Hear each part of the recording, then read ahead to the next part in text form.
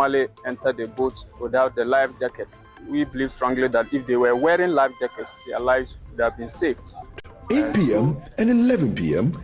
every night. I thought I should contain myself, but he should be careful. He did not win the election on merit. The NDC won the Asokwa election by default. For whatever reason, we, the MPP, we decided to hand over power. CNR, telling your stories, empowering change. Catch CNR on Channel 1 TV at 8 p.m. and 11 p.m. every night.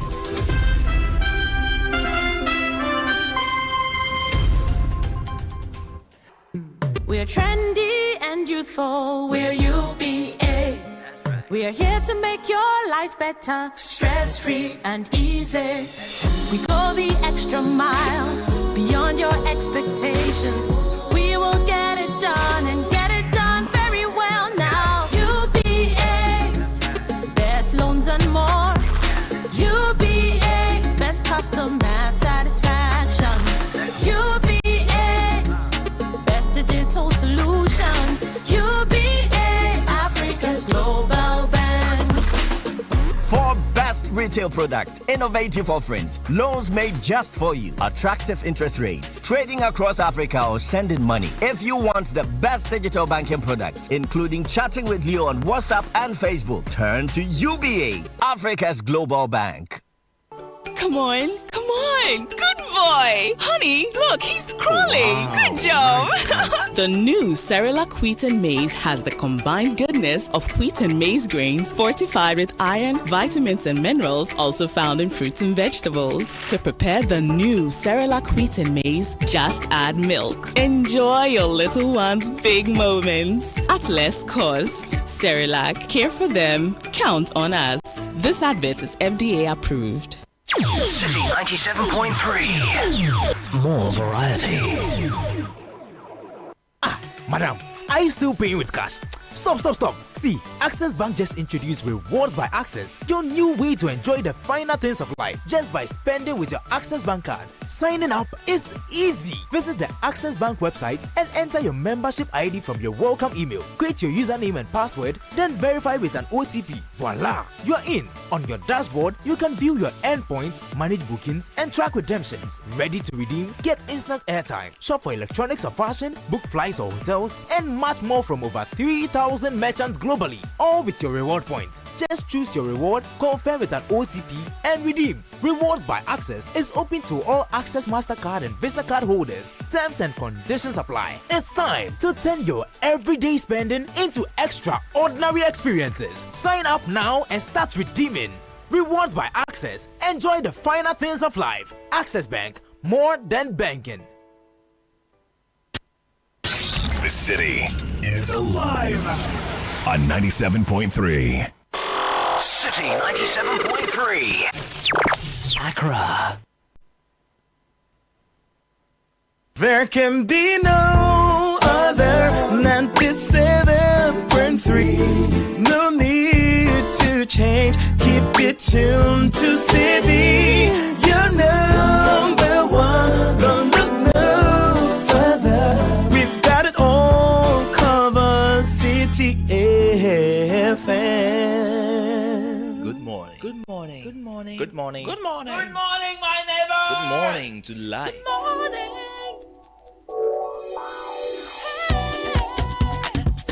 Music, talk, inspiration, in perspective.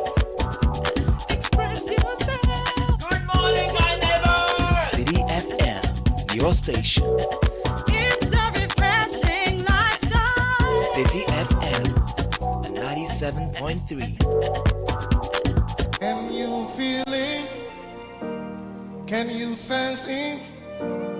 The King of Glory is here. Can you feel him? Can you see him? The King of Glory is here. I can feel him. I can sense him. The King of Glory is here. I can feel him. I can see him. The King of Glory is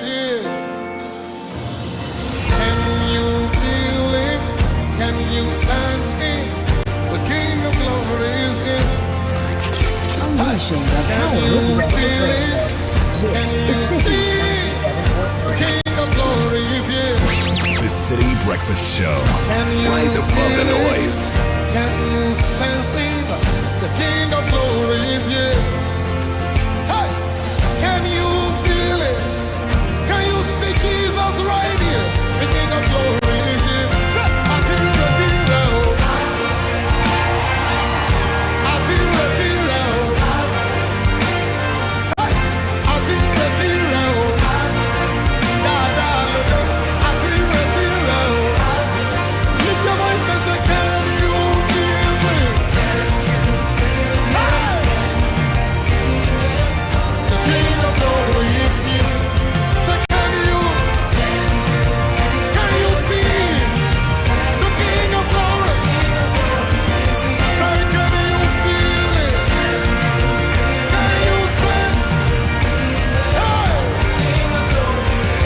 Somebody say, can you feel? Hey! Can you feel? Can you see? I saw. I am. Say, I feel the hero. I feel the hero. Hey! I feel the hero. Da da da da da da da da. Hey! I feel the hero. Hey! I feel the hero. We've been expecting you. I feel the hero. Hey! I feel the hero. Somebody lift it up, say, I can feel it.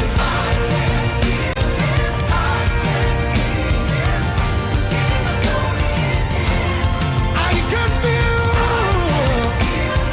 Sure. It's a brand new day, September 11, 2025. Welcome, 97.3 Citi FM. This is the Citi Breakfast Show. My name is Caleb Kuda. The King of Glory is here. Can you feel it? Great song to start your morning. We walk in His name, we live in His power, we work for His glory, and that's what we are here for, to advance His honor, that all may know, that all may see His love, His purpose, His redemption for mankind. The King of Glory is here. Welcome to a brand new day. There's so much to unpack for you today. We have the news review coming up shortly. Earlier you heard Nana Tufo Boating. He brought you the news. We call it the Citi Breakfast News. Now we'll bring you the newspaper review. Most of the papers missed out on the president's time with the press yesterday, so we'll go online as well to ensure we cover everything you need to know. It's a brand new day, it's a packed show, so much for you. Interviews, conversation, great songs, and everything that will make your day. So welcome. We'll start the day with some thoughts. And today I want to share with you a practice among the Japanese they call Kaizen. Kaizen simply is a philosophy that talks about little improvements every day. So as you would know, consistent daily efforts, small as they may be, trump intense episodic action. Consistent daily efforts, small as they may be, trump intensive episodic action. So try as much as possible every day to review how your day went and look at what you can do better in. Whether it's your customer service, whether it's how you deal with your suppliers, whether it's how you keep your books. You'll be surprised that just simply keeping your books well over a year will help you understand the trend of your business and learn to re-strategize. So don't leave things to chance. Be consistent about your progress. Be consistent about your progress. That's Business Sense is brought to you by Access Bank. Fakitu Abeji Kesia promo is in full swing. We're running mini draws. The first mega draw has already taken place. 53 lucky customers have won their share of over 500,000 Ghana cedis in cash and other amazing prizes like Netflix, Spotify, and Amazon Prime subscriptions. You are next in line. Simply deposit a minimum of 250 Ghana cedis every day. Deposit 500 Ghana cedis or more for those who are on the youth customer account. Spend 500 Ghana cedis with your Access Visa card and a chance in the next draw. There's PS5, iPhone 16, Chromebook, so much more up for grabs. There's a promo that's been run from now to September. We're doing this in partnership with the NLA on this Caritas lottery platform, Access Bank, more than banking. We jump to the news review. For we are surrounded. Look at your neighbor, say we are surrounded with so great a cloud of witnesses cheering us on, cheering us up. With so great a cloud of witnesses cheering us on, cheering us up. You are not alone. The spirit of Abel is here. You are not alone. The spirit of Enoch is here. Emmy McPherson is in the house. Cannot hide it. And the newspaper review is brought to you by Fidelity Bank. We are running the Sika Boom Reloaded promo. Is here to reward your savings with life-changing cash prizes. Just deposit and maintain 500 Ghana cedis or more in your Fidelity account. You could win up to 100,000 Ghana cedis in our grand draw. With every 500 Ghana cedi deposit growth, you stand a chance to win 5,000 Ghana cedis in monthly draw. If you do not have account yet, open one, save smart, and points, win big. Fidelity Bank is here for your journey. Sika Boom style is a promo that's on the NLA's Caritas platform. Francisca Kakafosing is in the building. Yes, Caleb, good morning. Good morning. How are you doing? Fine. How are you? I'm very well, Good thank you. message on Kaizen. Yeah, Kaizen. It's an interesting practice. Little improvements every day. Thank you for that it lesson. Makes all the change you want to see.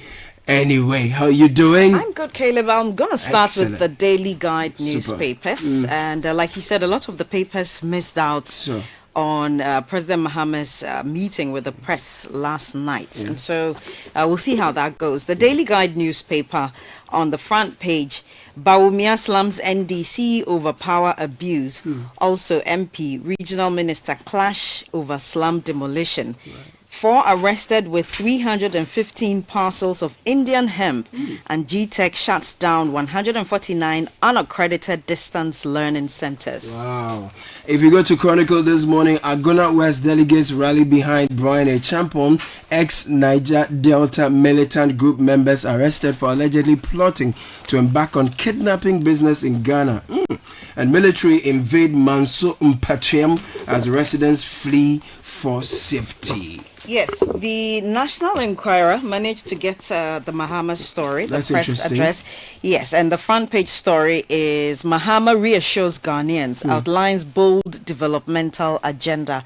Other stories on the front page of this paper: Ghana condemns Israeli attack on Qatar, calls grow for NDC to consider Opon Fosu as Mahama's successor, and fresh concerns raised over attempted sale of Adamus mine. Cybersecurity key to investor confidence and economic growth. That's the GIPC CEO. Right. And Ghanaian Times this morning: biodiversity destruction. Ghana loses $520 million annually. This is according to the UNDP. And fire raises 8 houses, warehouse at Latebiokoshi. And struggling SOEs need government's attention. This is the ICU. Its General Secretary Morgan Ayawene is here. Economy expands 6.3% in Q2 in 2025. Yes, the Observer newspaper also managed to capture Mahama's address with the press last night. It's on the front page. We can trace you. Mahama calls for regulation of social media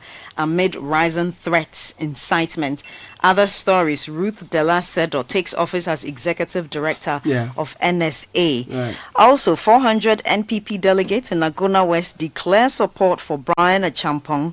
INEC recognizes David Mack led ADC and 2 billion Ghana cedis set to improve Ghana's health infrastructure by 2028. And that's President Mahama there. Right. I took you to Daily Graphic this morning, and fight against Galamsey. Graphic caught the time with the press, with the president last night. Fight against Galamsey, state of emergency, last resort. This is President Mahama speaking here. And then economy grows 6.3% in second quarter, driven by services industry. Page 13 has details on suicide cases. There's been a rise, we are told, 175 deaths in 6 months in 2025, and 200 corruption-related cases under investigation. That's Daily Graphic. Okay, so the Hawk newspaper has on its front page AG Sam George top sack list, and that's according to a Facebook poll ranking them as worst performers according to the paper. Also,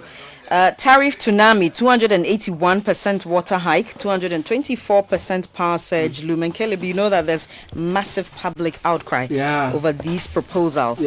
Here's another story on the front page of the Hawk newspaper. NPP MP confesses we were cruel to Ashanti region. Oh, okay. Yes, and play to play. Aspirants rage as MPP's 4 million Ghana cedi flag bearer bill. Right. Now on suicide, if you go to the inside, suicide is the big one here. How Ghana recorded 40% rise in 2024 amid economic hardship. NP demands probe and termination of abandoned rural electrification project. Anyone demanding money as SHS for SHS placement is a fraudster. This is Clement Apak warning parents. And police CID chases petroleum broker over alleged multi-million cedi fraud.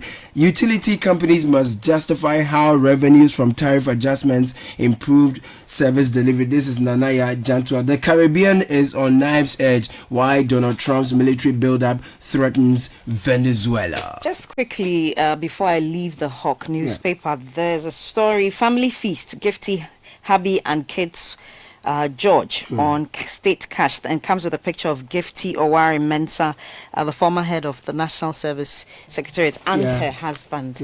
Yes, now I'll take you to the Daybreak newspaper, and front page stories: tension at UEW over Grasag elections, 1 dead, market set ablaze in Sampa chaos. Peacekeeping troops stranded mid-air as KIA MD blocks runway for repairs. Also, 556 seized excavators pop up at military camps.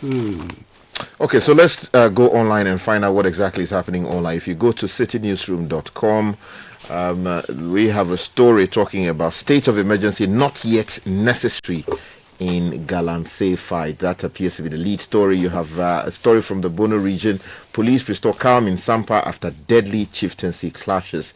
And then another story says Chief TDC boss sues Crusading Guide others for defamation. And Ghana received first group of West African nationals deported from the US. The president spoke about that. That was captured on Reuters. Exactly. If you go to Channel 1 News Online, oral looters may have temporary relief, but there's no escape. That's coming in from the president.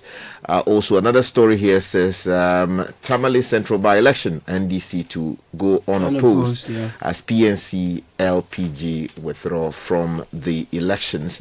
Then you see a story that says it's madness to oppose Baumia's presidential bid on religious grounds. Those are not my words, coming in from the Honorable KT Hammond, former member of parliament for the Adansi Asokwa constituency. If you move from Channel 1 and you go to High Street Journal, you find a story that says support minister fears, no, actually forgive me, transport minister fears limited competition, turning the 2 domestic airlines into a monopoly. And it's a brilliant piece that you want to find and read. We move outside of Africa, go on Bloomberg.com. You find a story there that says Ghana leader takes victory lap to celebrate early economic gains. And another one, big one actually, from China, says China's $4.5 trillion flows mark tipping point in market opening. And then something here that says Israel kills 35 in Yemen at fire exchange with Houthis continues. If you go to the BBC, we are told that Netanyahu is basically killing any hope of peace in the Middle East, according to one Israeli official, not Israeli official, Qatari official. This one says firms will hesitate to invest in the U.S. after raid. That is coming in from the South Korean president. Okay, so let me start with Daily Graphic this morning, which captured... let me just give you the headlines of the Business and Financial Times newspaper. Economy sees strongest Q2 growth momentum since 2019. Nominal GDP rises to 321 billion Ghana cedis. Services, agriculture offset contraction in oil and gas. Also, AGI urges government to safeguard industries for 24-hour economy success.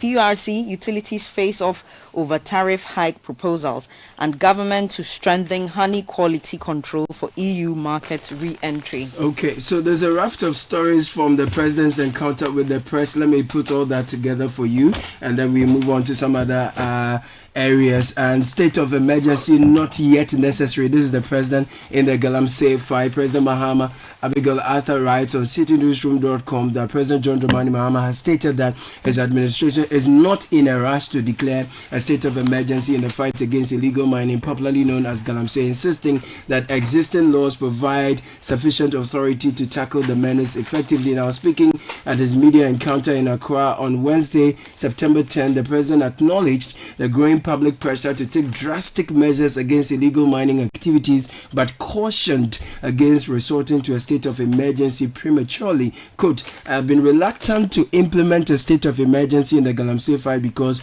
we've not exhausted the powers we even have without a state of emergency. We have the opportunity to arrest anyone, to confiscate any such thing. The laws for forest protection and all that give us enough powers to be able to act. But it appears that even within the provisions of the law, if you are really as it were dispensing what the powers the laws give us to protect our environment, the actions you are seeing on the ground is inadequate.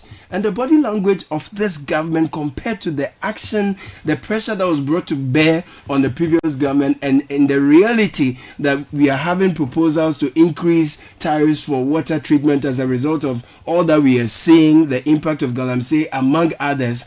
I don't get the seriousness of this Mahama government in tackling Galamsey. I remember President Mahama's words during his campaign when he said he was going to declare war on Galamsey. Thank you. As a citizen, my expectation is to see that war on Galamsey. Absolutely. Yesterday, the Media Foundation for West Africa said that, per their assessment, the Nanado administration appeared to have fought Galamsey more vigorously compared to the current administration. It is a major disappointment. And one of the leaders for the campaign against illegal mining from the western region, Elizabeth Va, has been raising similar concerns online about what she thought the president was coming to do about Galamsey. But it would seem that her excitement is now turning into a major disappointment. Have to do better. I don't think that the president can be marking himself high have to do better. On this matter of Galamsey. Yeah, and yesterday there was a story that came up with respect to excavators being moved to military camps to decongest the Tema port. Yep. I have that on channel 1newsonline.com. Nia Ikwe Okai writes that the government says excavators packed at Tema port are being moved to military camps across the country to ease congestion and safeguard the equipment. Now, according to the Ministry of Transport, more than 556 earth-moving machines, some owned by contractors and licensed mining companies, have already been relocated. The transfer is being managed by the 24-hour Tema Port service, with some machines moved during the night to avoid disruptions. The official said a special committee will inspect the excavators to verify whether they were illegally imported. Only after this confirmation will the equipment be returned to their rightful owners. Yes, I just want to give you a footnote to that particular story, connecting it to what's happening elsewhere. If you go to page 3 of the Chronicle, military invade Manso Mpatuem as residents. Manso Mpatuem. Okay, as residents flee for safety. Why are you laughing at me? Richard Usuachao writes in the Chronicle that barely hours after residents of Mpatuem in the Amansia West District of the Ashanti region attacked a military detachment guarding the Asanko Gold concession at Tremu, armed soldiers stormed the community, forcing residents, young and old alike, to flee in fear. Now, what many described as a reprisal operation has left Mpetwem a ghost community. Now, residents are fearing brutality and they abandoned their homes at the news of the soldiers' advance. And yesterday, I was particularly disappointed that the questions did not deal with this matter. For instance, how it would appear that citizens are now brazenly fighting the police, the military head on over mining resources. It's an issue that we need to watch carefully, otherwise it will degenerate. Meanwhile, though, there is a worrying story on the front page of the Chronicle that says ex-Niger Delta militant group members arrested for allegedly plotting to embark on kidnapping business in Ghana. Yes. I want to go back to President Mahama. Here's a story from The Observer. We can trace you. Mahama calls for regulation of social media amid rising threats, incitement. President John Mahama has called for stricter regulation of social media platforms following a rise in insightful and violent online content. Speaking at his first media encounter on Wednesday, September 10, the president highlighted the challenges posed by the shift from traditional journalism to the new media, including platforms like TikTok, Facebook, X, and WhatsApp. The last time the GJA came to me, I mentioned to them that that as the world changes and new technologies come, we are moving to not just having the traditional media, into having we call the new media. These are all the social media instruments like TikTok, Facebook, and X. And so the traditional sense of journalists trained and working in the media houses that have corporate identity and can be held responsible for information that is put out is beginning to change. We have a new crop, that's new journalists, that anybody with a phone and camera can report news or comment on national issues. It's quite a long one, but I guess the point is about his call for regulation of social media.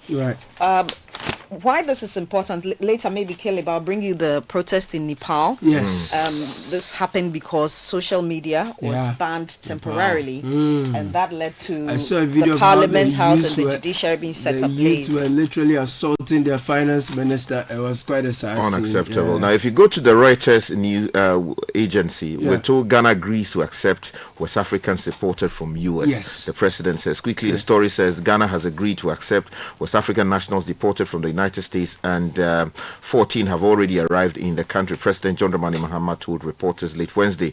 Now, US President Donald Trump has taken a hardline approach toward immigration, aiming to deport millions of immigrants who are in the US illegally and seeking to ramp up removals to third countries. Now, a group of 14 deportees, including Nigerians and one Gambian, have already arrived in Ghana, and the government facilitated their return to their home countries, Mahama said at a press conference. One of the big promises the NDC made the people of Ghana that many are looking forward to is oral, and President Mahama spoke to that yesterday. Operation Recover All Loot. He says looters may have temporary relief, but there is no escape. President John Dramani Mahama has affirmed his government's commitment to ensuring public accountability and recovering state resources allegedly looted by former officials. Now, public accountability and recovery, I'm quoting him, of looted state resources are the top of your expectations for my government. Let me assure you, my fellow citizens, that we have not wavered in our commitment even for a moment. Neither have we been complicit.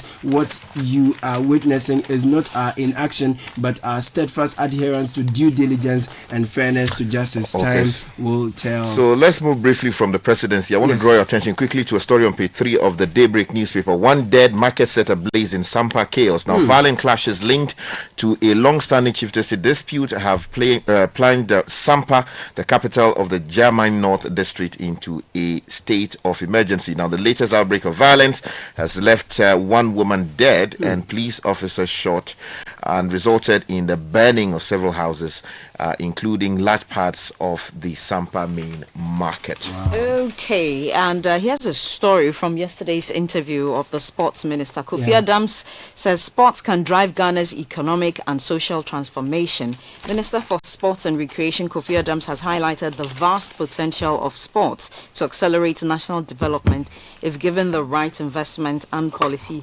attention. Speaking on the Citi Breakfast Show on Wednesday, September 10, Mr. Adams said sports, when properly managed, could generate economic and social benefits unmatched by many other sectors. He said, and I quote, "Sports is a very promising sector. If handled and done well, it will be a huge lift for our country. Around the world, many countries have chosen to invest heavily in sports because it has achieved results that many other initiatives could not." Let me just connect a story to that story. You know, sports and recreation, they can help people's mental health and all of that. But there's a troubling story on the front page of this. Yes, the inside. That says suicide.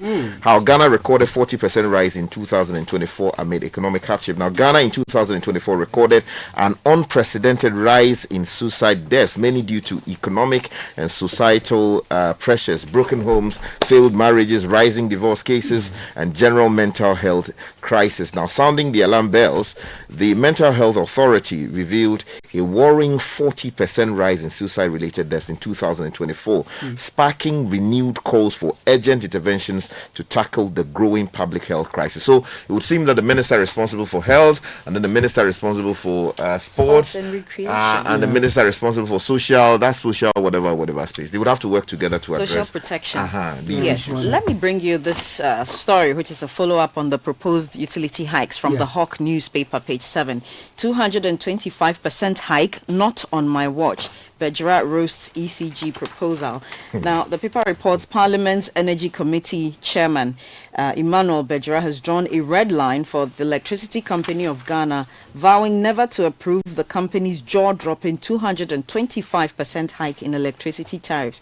Speaking on Joy News PM Express on September 9, Bejra said bluntly, quote, "As the chairman of the Energy Committee, I will not approve of anything that ECG will bring to us. Zero." The shock declaration comes as ECG seeks approval from the Public Utilities Regulatory Commission to dramatically raise its distribution service charge, claiming the move is essential to prevent financial collapse and ensure a steady power supply. Okay, that said, let me wrap up with two quick ones. On the High Street Journal, Ghana's economy is growing, but not all parts are moving at the same speed. So Ghana's economy grew strongly in 2025, rising 5.3% in Q1 and 6.3% in Q2, with services overtaking agriculture as growth driver despite oil's persistent drag. It's a very fascinating story you can check out on the High Street Journal. And then proposed Dangote sugar factory in Ghana to cut $162 million import bill. But there's a story on maize. Ghana's rising maize imports threaten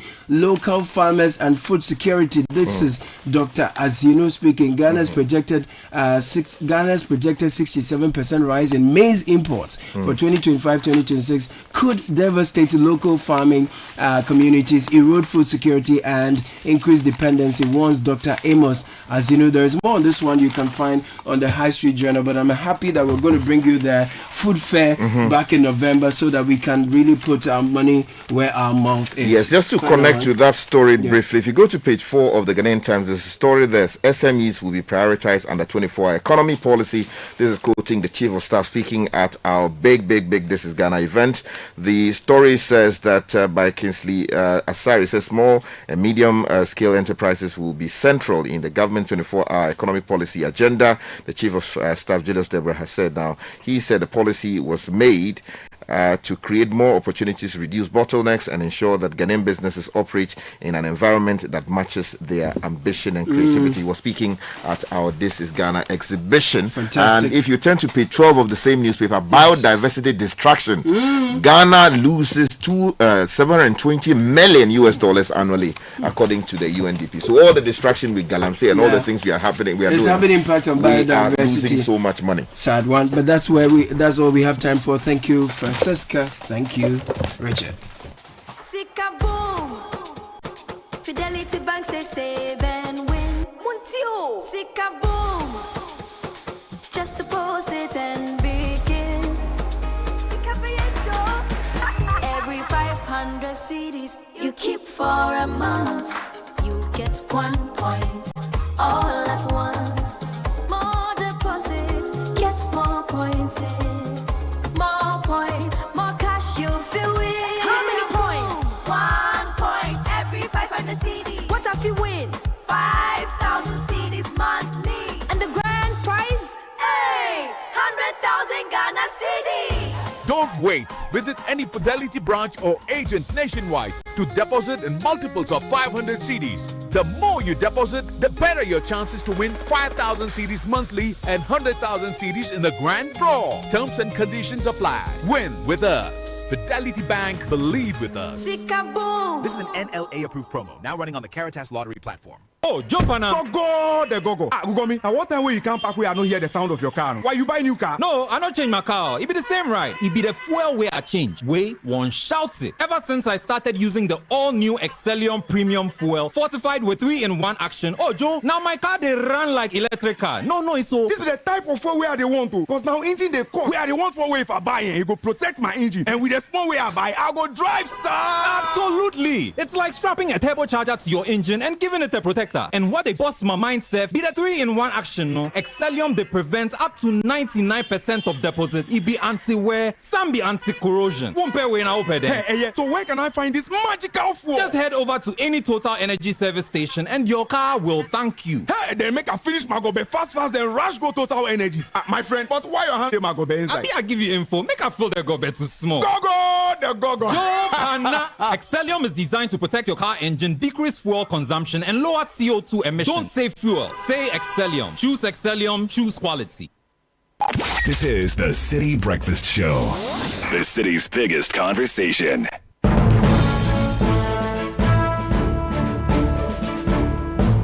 It's time to bring you the business news. Nashika Caesar is here. It's brought to you by Valex Lease Equip Limited, Valex Lease Affordable Document Management Solutions, and EcoBank, the Pan-African Bank, as well as MTN everywhere you go. Nashika Caesar, good morning. That's a burgundy dress, isn't it? It is. It you know your good colors. on you. Thank you. All right, so what's in the business? Hello and welcome to the breakfast edition of the City Business News, proudly brought to you by MTN, Valex Lease, and EcoBank. I'm Nashika Caesar. Coming up, President Mahama projects Citi depreciation to stay within 5% annum. Also coming up, we'll tell you what market watchers are saying. A second quarter of 2025 records 6.3% economic growth, and later government secures 47 million euros to tackle irrigation challenges in northern region.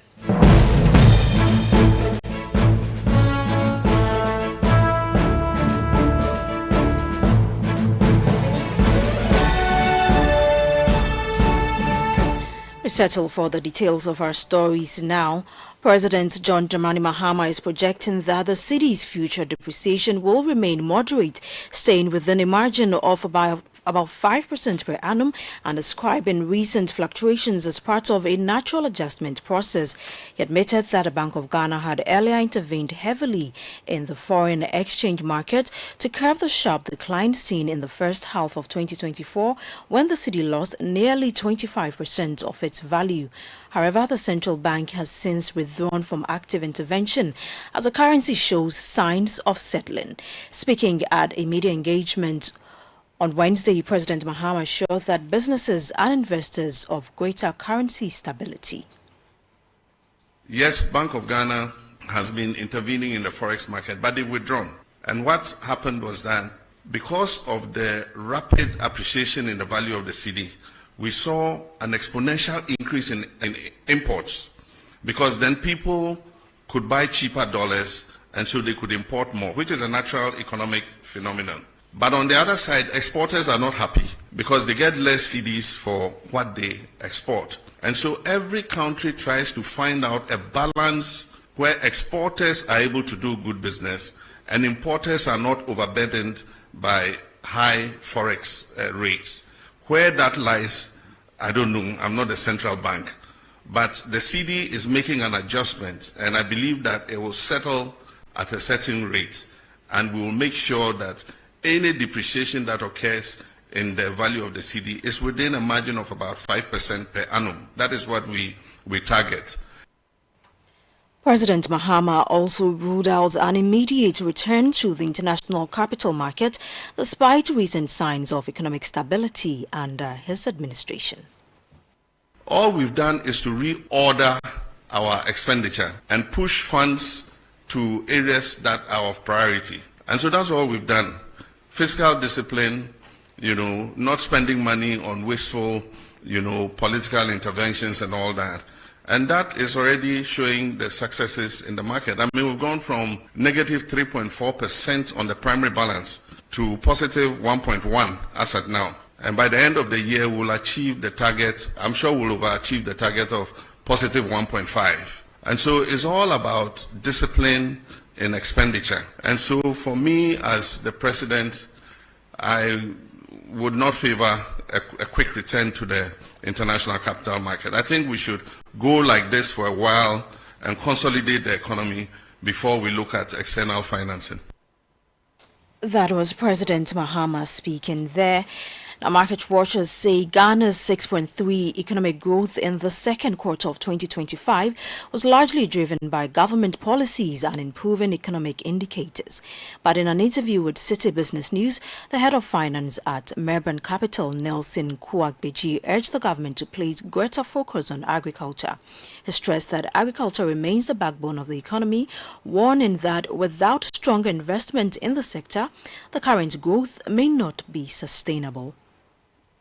We may attribute the growth generally to the economic stability, confidence in the economy, and general government policies and programs. However, there has been a sluggish growth in agric and industry.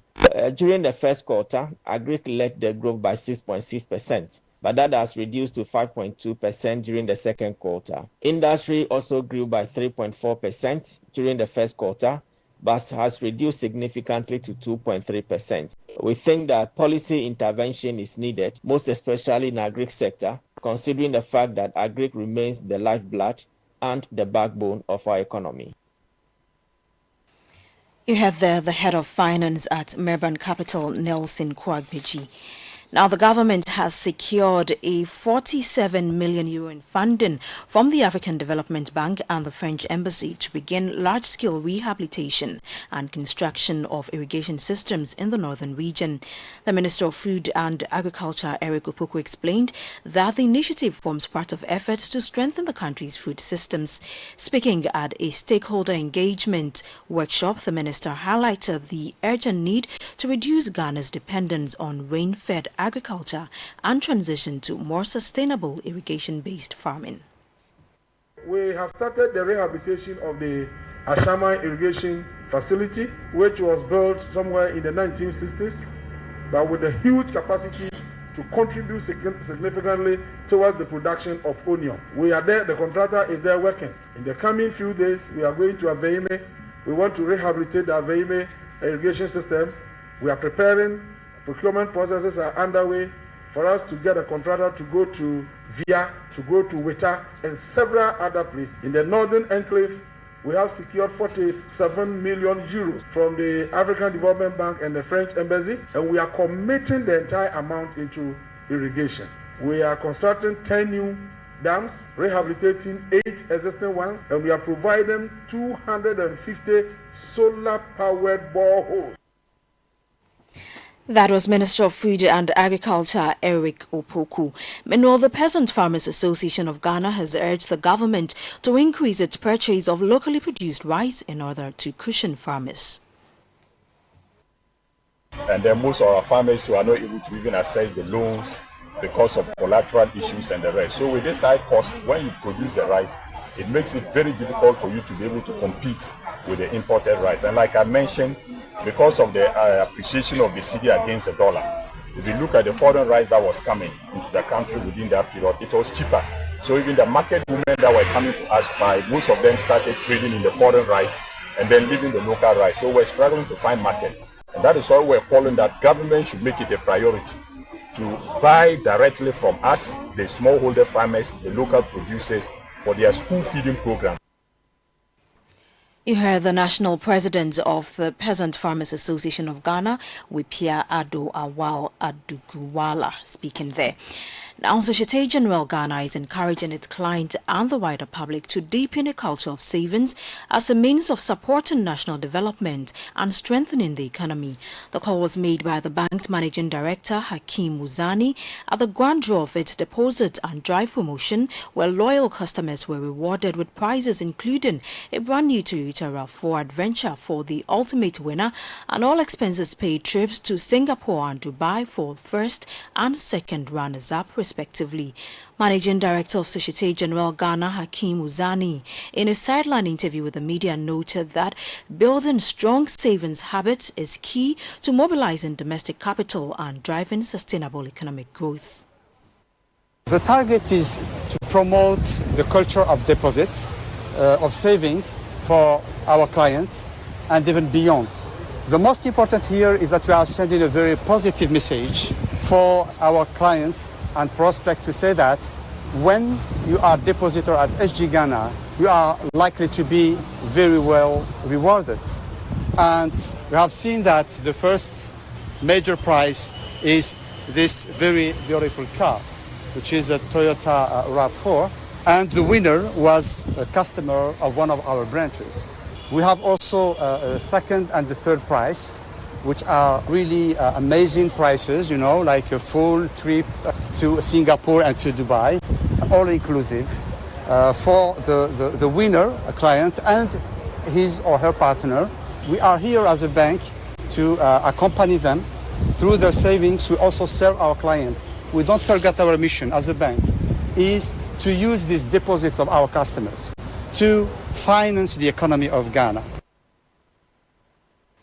Hakeem Muzani is Managing Director of Societe Generale Ghana. Now, on the interbank market today, the dollar is selling for 12 cedis 94 pesos, while the British pound is going for 16 cedis 38 pesos, and the euro is going for 14 cedis 17 pesos. And that's all for the breakfast edition of the City Business News, proudly brought to you by MTN, Valex Lease, and EcoBank. I'm Nashika Caesar. Many thanks for your company. Do have a great business day. If you know these sounds, you didn't just live through the 90s, you lived the experience. Back then, connection took minutes. Today, it takes a blink. You express yourself with memes. You hold video calls across continents. You say hey to an AI who responds, "Hello, Kwame." You order rides, dinner, and dreams all from the palm of your hand. A lot has changed, so have we. For over 3 decades, EcoBank has evolved with you, leading digital banking in Ghana and across 33 African countries, pioneering solutions built around how you live, move, and dream today. From our express points to EcoBank Pay, online banking, and the mobile app, we are where you are. Here for today, ready for tomorrow. Now, that's change, powered by EcoBank. EcoBank, a better way to bank your way. EcoBank, the Pan-African Bank. Momo. It has made life happen in lots of good ways. Mr. Kwanzaa, Mensaka insurance claim no. It has put together beautiful weddings. It has filled the bellies of boys at their favorite watchy joint. My guy, stop. Who they chop cancel these days? It has made millions of businesses possible. Mensaka no. We are back in business. With just a few taps, money moves faster, easier, and safer.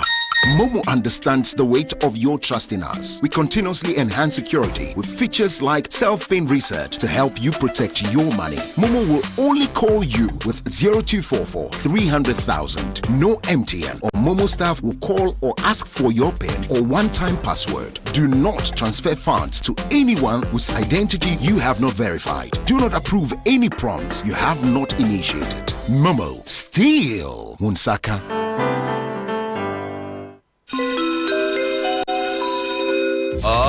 Announcing Ghana's first unlimited photocopier leasing. Yes, from just 983 Ghana cedis, you can lease a multifunctional photocopier and print unlimited. Yes, unlimited and free paper every month. Guess what? That's not all. Toners, repairs, and maintenance all are free. And oh, I'm not kidding at all. And we cover the whole country. Yes, the whole country. What are you waiting for? Just visit us at www.valexlease.com or call 0244 6440 4048. I repeat, or call 0244-644048. Remember, terms and conditions apply. Valix Lease, affordable document management solutions.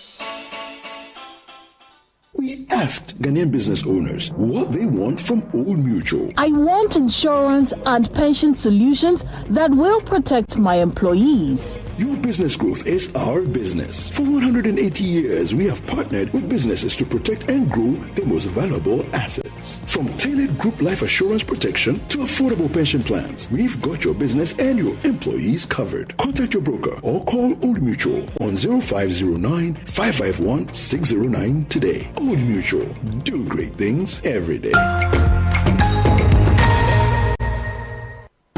The City Breakfast Show. Rise above the noise. Many thanks, Valex, for coming through, because until you came, we were spending big money on paper, on printing, on toner, on cartridges. But thanks to Valex, offices, schools, and print hubs are no longer buying big photocopiers. They just lease them and print unlimited. Valex Lease Equip Limited Ghana is making that possible. From just 983 Ghana cedis a month, we lease a reliable multifunctional photocopier, print unlimited, and we have such a good life. Listen, we enjoy free toners, cartridges, free repairs, free maintenance, and there is nationwide coverage across all 16 regions. Charlie is that good. So stop spending big on machines, paper repairs, and maintenance. Switch to Valex Lease and keep your cash for what matters. 0244-644048 is the number. ValexLease.com is where to visit.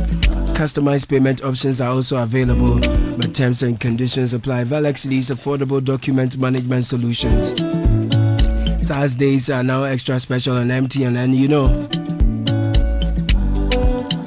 it's exciting because you get a nice 25% bonus on your first data bundle purchase of the day when you bundle on my MTN app or use *138# every Thursday. That's how we bundle.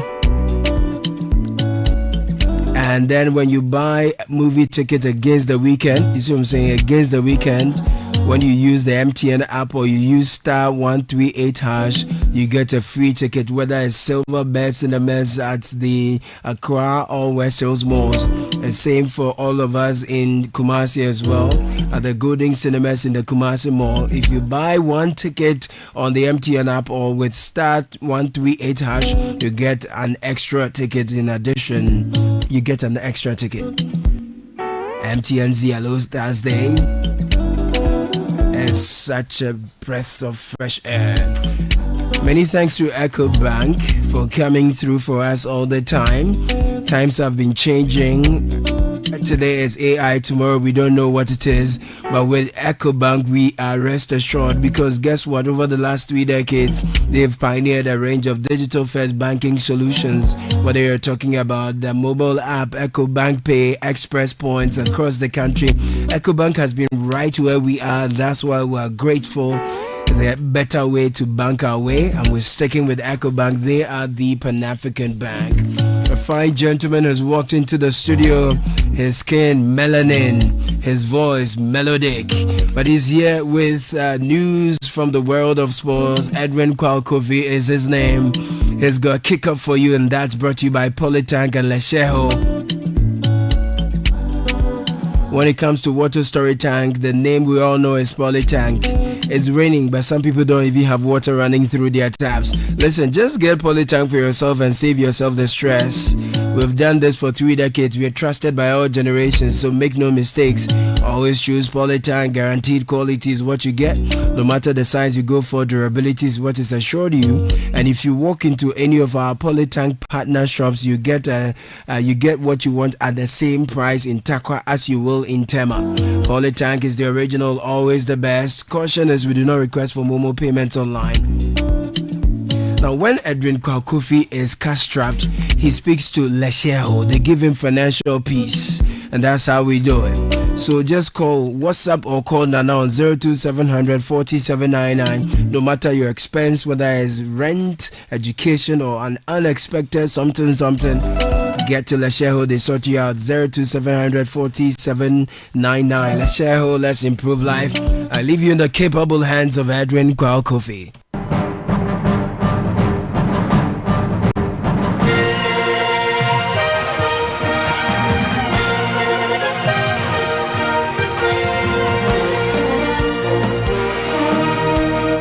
You're welcome to the Thursday edition of Kickoff on the City Breakfast Show with me, Edwin Kwao Kofi. Kickoff is powered by Shell, Shell Go Well, Zonda GH, Politangana, Lesheho. Let's improve life.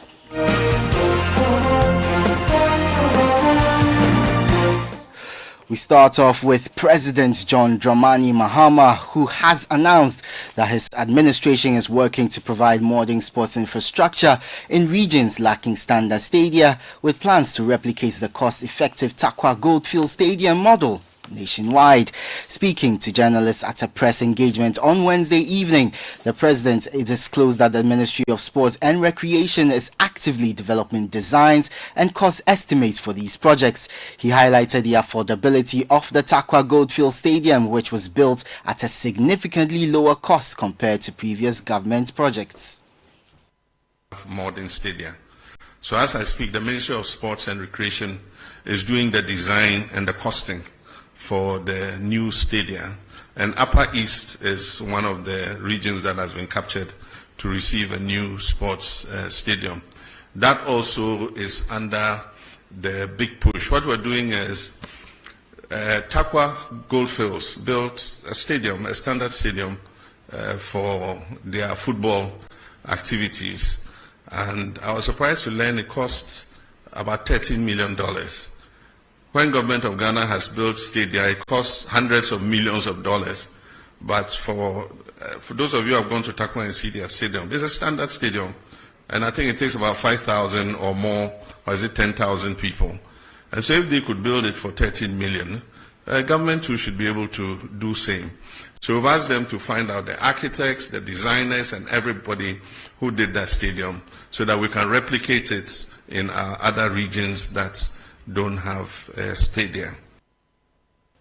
That was the voice of President John Dramani Mahama. Now, let's hear from Sports and Recreation Minister Kofi Adams, who has dismissed concerns over the timing of the budget release for the Chad and Mali matches, stressing that thorough consultations with stakeholders preceded the decision.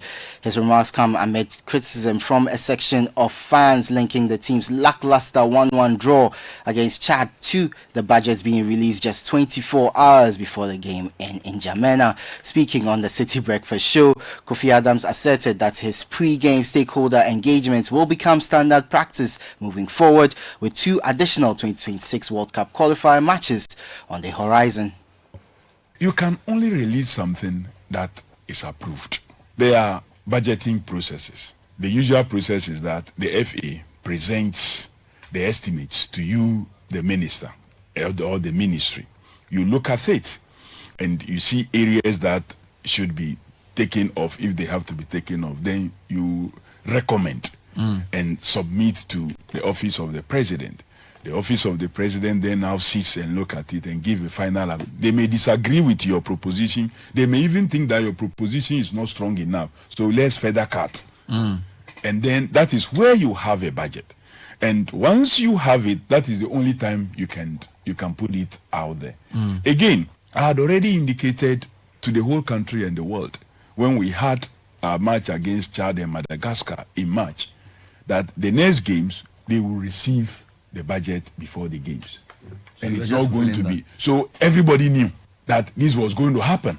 So when they haven't received it, they should know that every other day before the game is a possible day of what? Releasing the budget.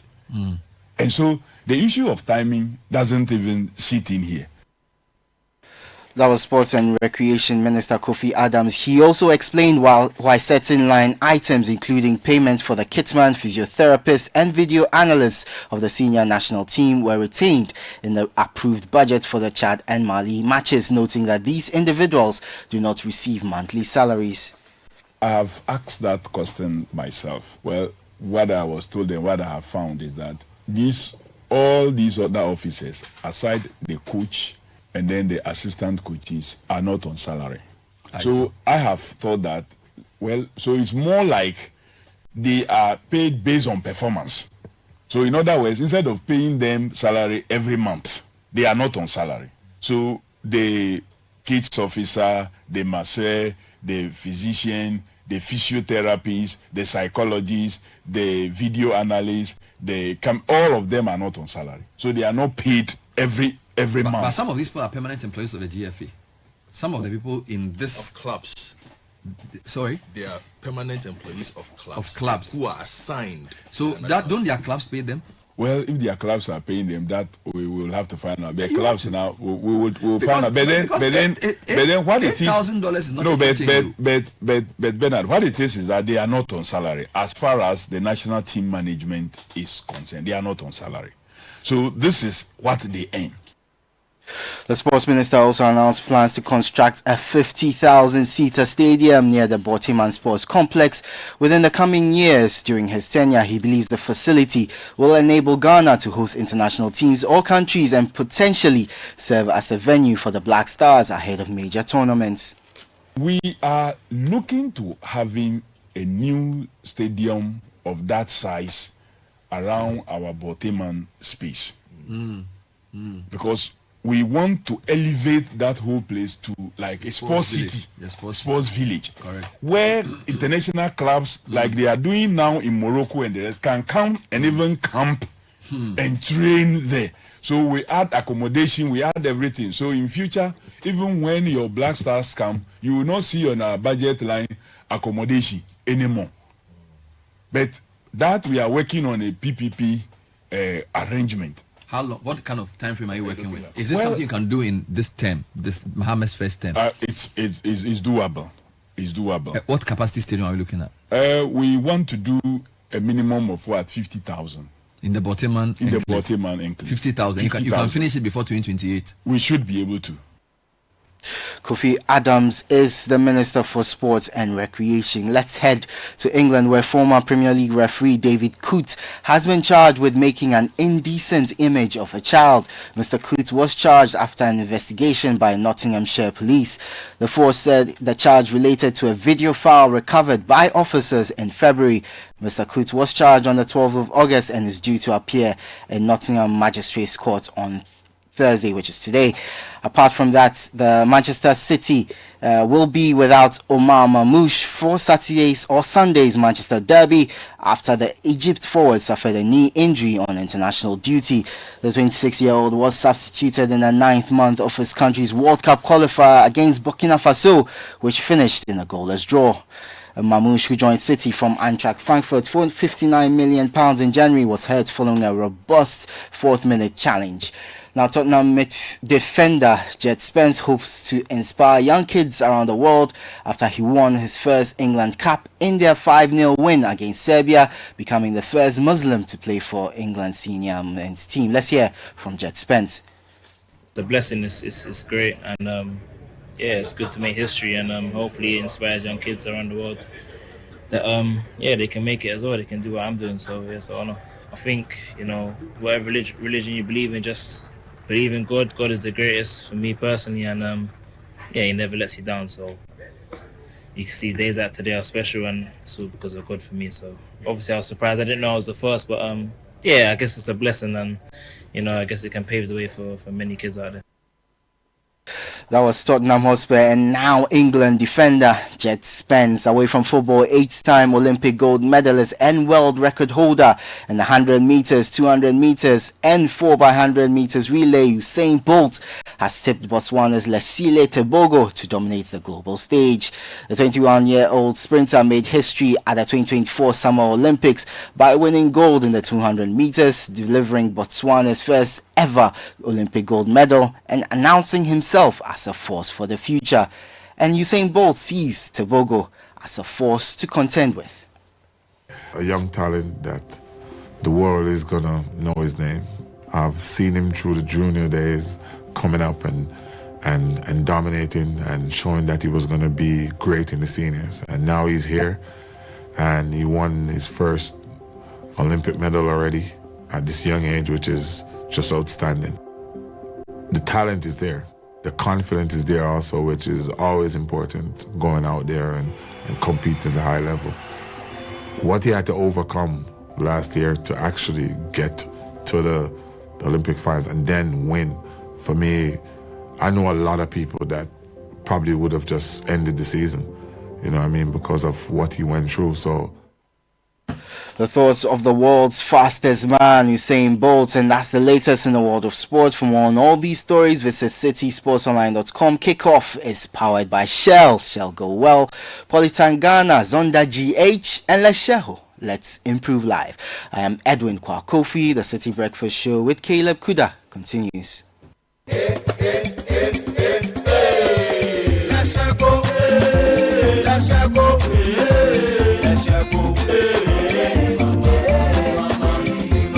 If you need unique services, innovative financial solutions, we deliver on our promise, cause we are number one. Let's go, we improve your life.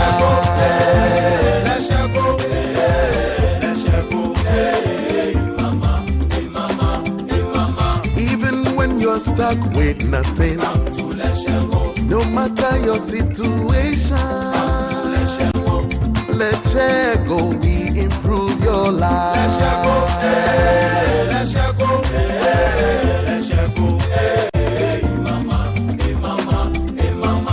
Let's go, we improve your life. Polytank is everywhere, durable and authentic. Stronger brand you can trust. Polytank, we get some more Rambo and get some more super. And the Polytank, we did Polytank. Papa no no, papa no no, papa no no, papa no no, papa no no, Ankasa. Polytank, the original, always the best. Join the conversation on the City Breakfast Show on Facebook at facebook.com/City97.3, Twitter at twitter.com/City973, and Instagram at instagram.com/City973 with the hashtag CityCBS.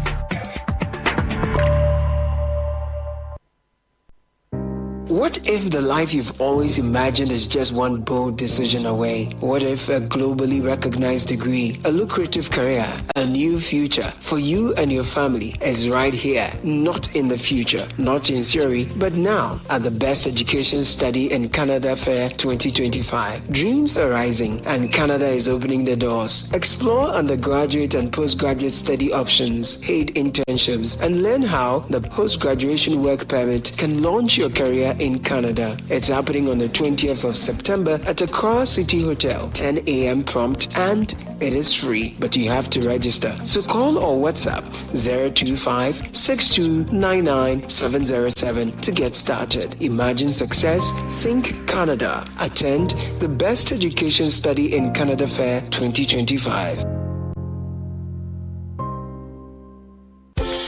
Hey there, all enterprise customers. We are rewarding all of you just for standing by us all this while. Simply keep doing the things you've always done with us, like renewing policies, making purchases, and more. The twist though, you have to do them on our self-service portal via web or the Enterprise Advantage app. Once you log into the portal, access Advantage Points and do any of the transactions you're allowed to do there in order to earn points. The more you transact, the more points you earn. The points you earn can be used to redeem loads of airtime, Momo, and other rewards. It's that simple. Just visit the portal, log in, and enjoy. Visit my.enterprisegroup.net.gh or download the Enterprise Advantage app to get started. Enterprise Advantage Points, because nothing you do should be pointless. Enterprise, your advantage.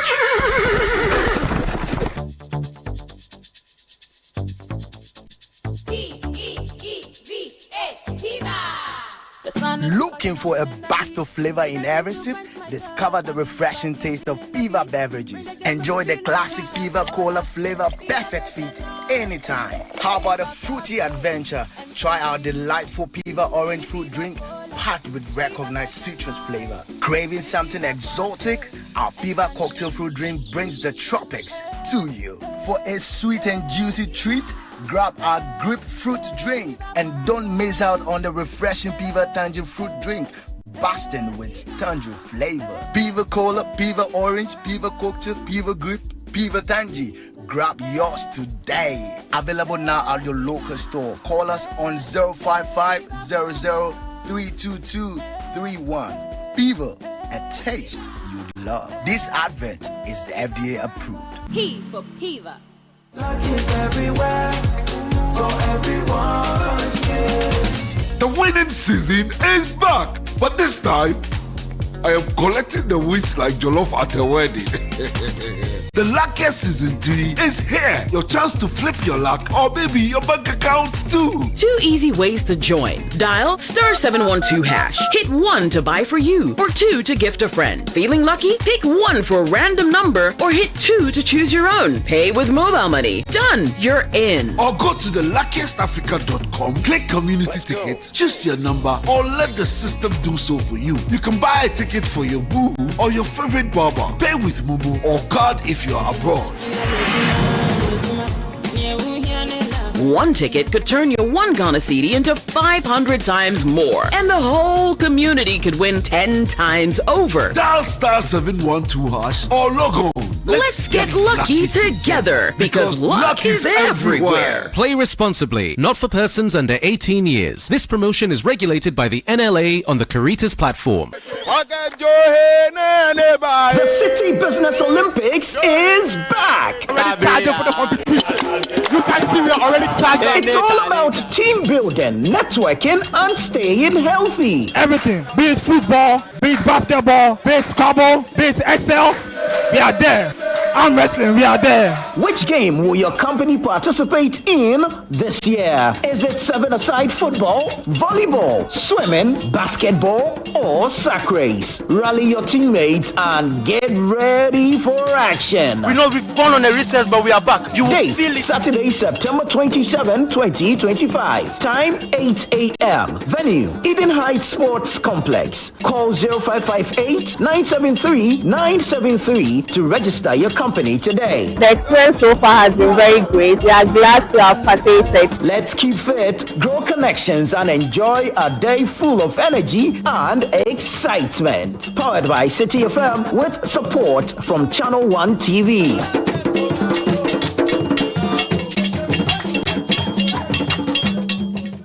Asked Ghanaian business owners what they want from Old Mutual. I want insurance and pension solutions that will protect my employees. Your business growth is our business. For 180 years, we have partnered with businesses to protect and grow their most valuable assets. From tailored group life assurance protection to affordable pension plans, we've got your business and your employees covered. Contact your broker or call Old Mutual on 0509-551-609 today. Old Mutual, do great things every day.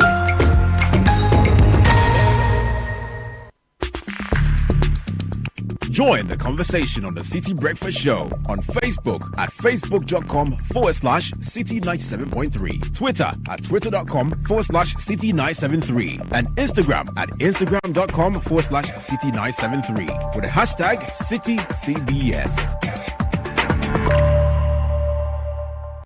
This is the Citi Breakfast Show, the city's biggest conversation.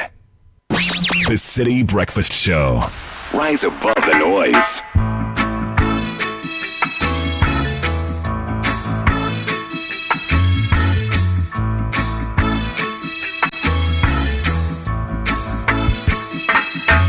Don't worry about a thing, 'cause every little thing gonna be alright. Singing, don't worry about a thing.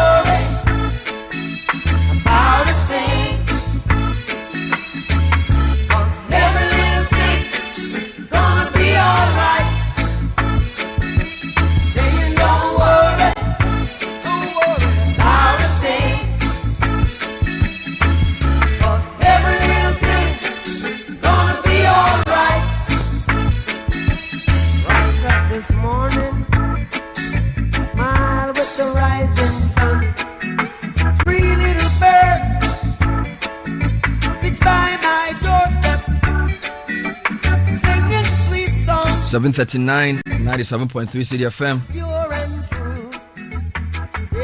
Bernard Avler taking over from Caleb Kuda, who sat in for the newspaper review segment with the team. Lots to do this morning. Spend some time reflecting on the president's encounter with the media last night. How would you rate the questions? How would you rate the answers? Where does this leave us?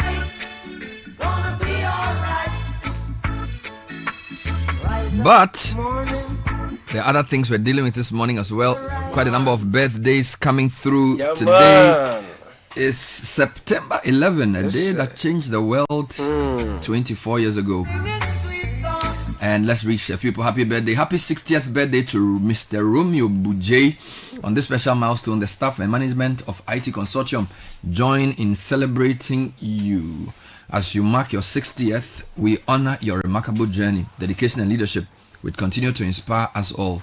May this new chapter usher in good health, fulfillment, and achievements that reflect your legacy. We're proud to share in this celebration and wish you many more years of success. God richly bless you. Warmest regards, staff and management of IT Consortium. And I think staff and management of Citi, at least myself, my boss, and a few others, also want to wish Romeo a happy 60th. A great example of business integrity, a great example of excellence in the marketplace, a great example of consistency, a great example of leadership. So Romeo Bujay, happy 60th. Your Thanksgiving thing is happening whilst I'm on air, so I can't be there, but I'm with you in spirit. Happy birthday to Gloria Miboji of Strategy, Risk and Transactions Department, and Richmond Osajifo of the Tech and Transformation Department of Deloitte. From your country managing partner. Is it me or Deloitte every day ask somebody? Their country managing partner in particular, every time. No, my point is every day somebody's stopping a birthday. Exactly. How many people do they employ in that company? I don't know. And what I love is the fact that their country managing partner deliberately pays attention and does well to share them. So we celebrate. It's part of their team building.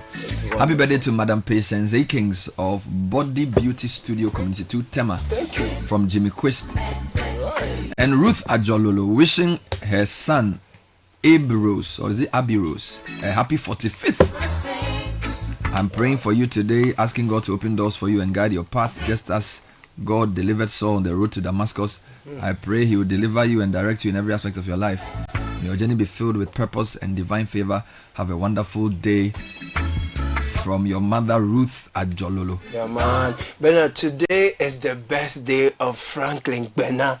Good morning and happy birthday to the CEO of Felling Insurance Brokers. He's a good man coming from the staff. Oh yeah, from his staff, his family, and of course all of us here at Citi. So we celebrate you. There's not a single day he will not listen to the breakfast show. Franklin Bena. Yes, please. 59 years on God's earth. Goodness. Happy blessed birthday to you. Bless you so much for all you do.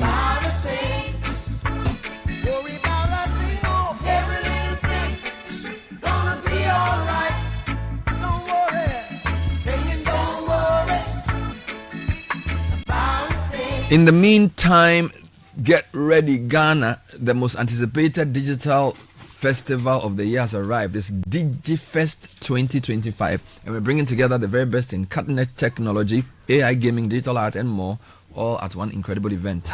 Come meet up with some of the biggest tech firms and explore how the digital world meets everyday life, not with IoT.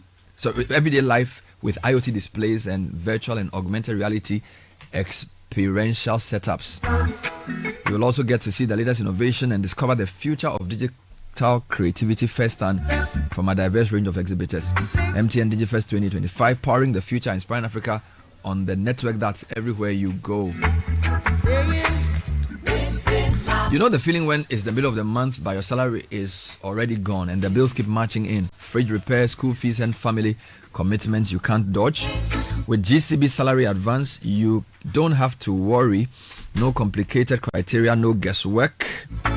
You can access up to 80% of your pay in seconds at the lowest interest rates. No paperwork, no branch wahala, just your GCB mobile app and you're sorted. Download the GCB mobile app today on the Google Play Store or the App Store or the Huawei App Gallery Terms and conditions apply. GCB Bank, your bank for life. And Mobex Africa is turning the page on excellence and innovation. The continent's most prestigious technology award is back. We are calling for the nominations that will shape Africa's digital future. The Mobex Africa Tech Expo and Innovation Conference and Awards 2025 is your stage to shine, with 22 award categories celebrating the very best in African innovation, from our flagship Technology Innovation of the Year to breakthroughs in fintech, health tech, education, and agriculture. This is where Africa's tech titans are crowned. Whether you're a startup disrupting markets, a company transforming industries, or an individual driving change, your moment of recognition is here. Nomination opened from August 28. It closes on September 18 this year. So submit your nominations to mobexafrica.org/nominations. For our inquiries, please email us at info@mobexafrica.org. Don't let your excellence go unrecognized. Mobex Africa, driving Africa's digital future. Go Ghana. Absa Bank Ghana Limited has great news for you. Banking just got a whole lot easier, and it's happening right in your neighborhood with Absa Agency Banking. With Absa Agency Banking, you can now deposit cash, withdraw money, and pay your bills all quickly, securely, and without the long queues. That's right. No need to travel far or wait in line. It's banking made simple, and it's right where you are. And here's something even better. You can be part of it. If you are a business owner or someone who loves serving your community, why not become an Absa agent? It's a great way to earn extra income, grow your business, and help bring banking closer to the people. If you're interested, please call us 024-857-3293. We're waiting for you. Visit us at absa.com.gh to apply. Absa Agency Banking, banking made easier, powered by you. Your story matters, Absa. And do you want a British degree at a fraction of the cost? Looking for a vibrant student experience in a community that builds your confidence and equips you with real-world employability skills? Enjoy all these and more with scholarships available to support your academic journey at Lancaster University, Ghana. Be taught by expert faculty trained to UK standards right here on our Ghana campus. You can visit www.lancaster.edu.gh or send an email to admissions@lancaster.edu.gh. You can also call 0248 656 274. Lancaster University, Ghana, the only British university campus in West Africa. For your reliable power, there's only one name, Cummins. At Cummins, our world-class generators are durable, reliable, fuel efficient, and come with our world-class warranty, giving you peace of mind. Get the 20, 30, 60, and 100 kVA at lower prices. Buy today and enjoy free delivery, free installation and commissioning, free 500-hour service in Accra, Kumasi, and Takwa. Cummins is your trusted partner for aftermarket support with genuine Cummins spare parts, fleet guards, filters, valve line, premium blue oils, and expert servicing to keep your generators and engines at peak performance. Limited stock available, so don't miss out. Locate Cummins at Odoko Old KTS Yard or call now on 0549 777 666 or 0302 301 451. Okay, so if you're a customer of Enterprise, that's great. If not, you're missing out on our Enterprise Advantage Points, the loyalty program that rewards you for staying covered the smart way. With Enterprise Advantage Points, customers can rack up points and score awesome rewards just by making purchases, renewing policies, and more, all through their self-service portal or the Enterprise Advantage app. Just log into your account, access Advantage Points, and start earning points for rewards like airtime, Momo, and more. Visit my.enterprisegroup.net.gh or download the Enterprise Advantage app to get started. Join the family now. Purchase a policy today. Enjoy this exclusive offer. Enterprise Advantage Points, because nothing you do should be pointless. Enterprise, your advantage.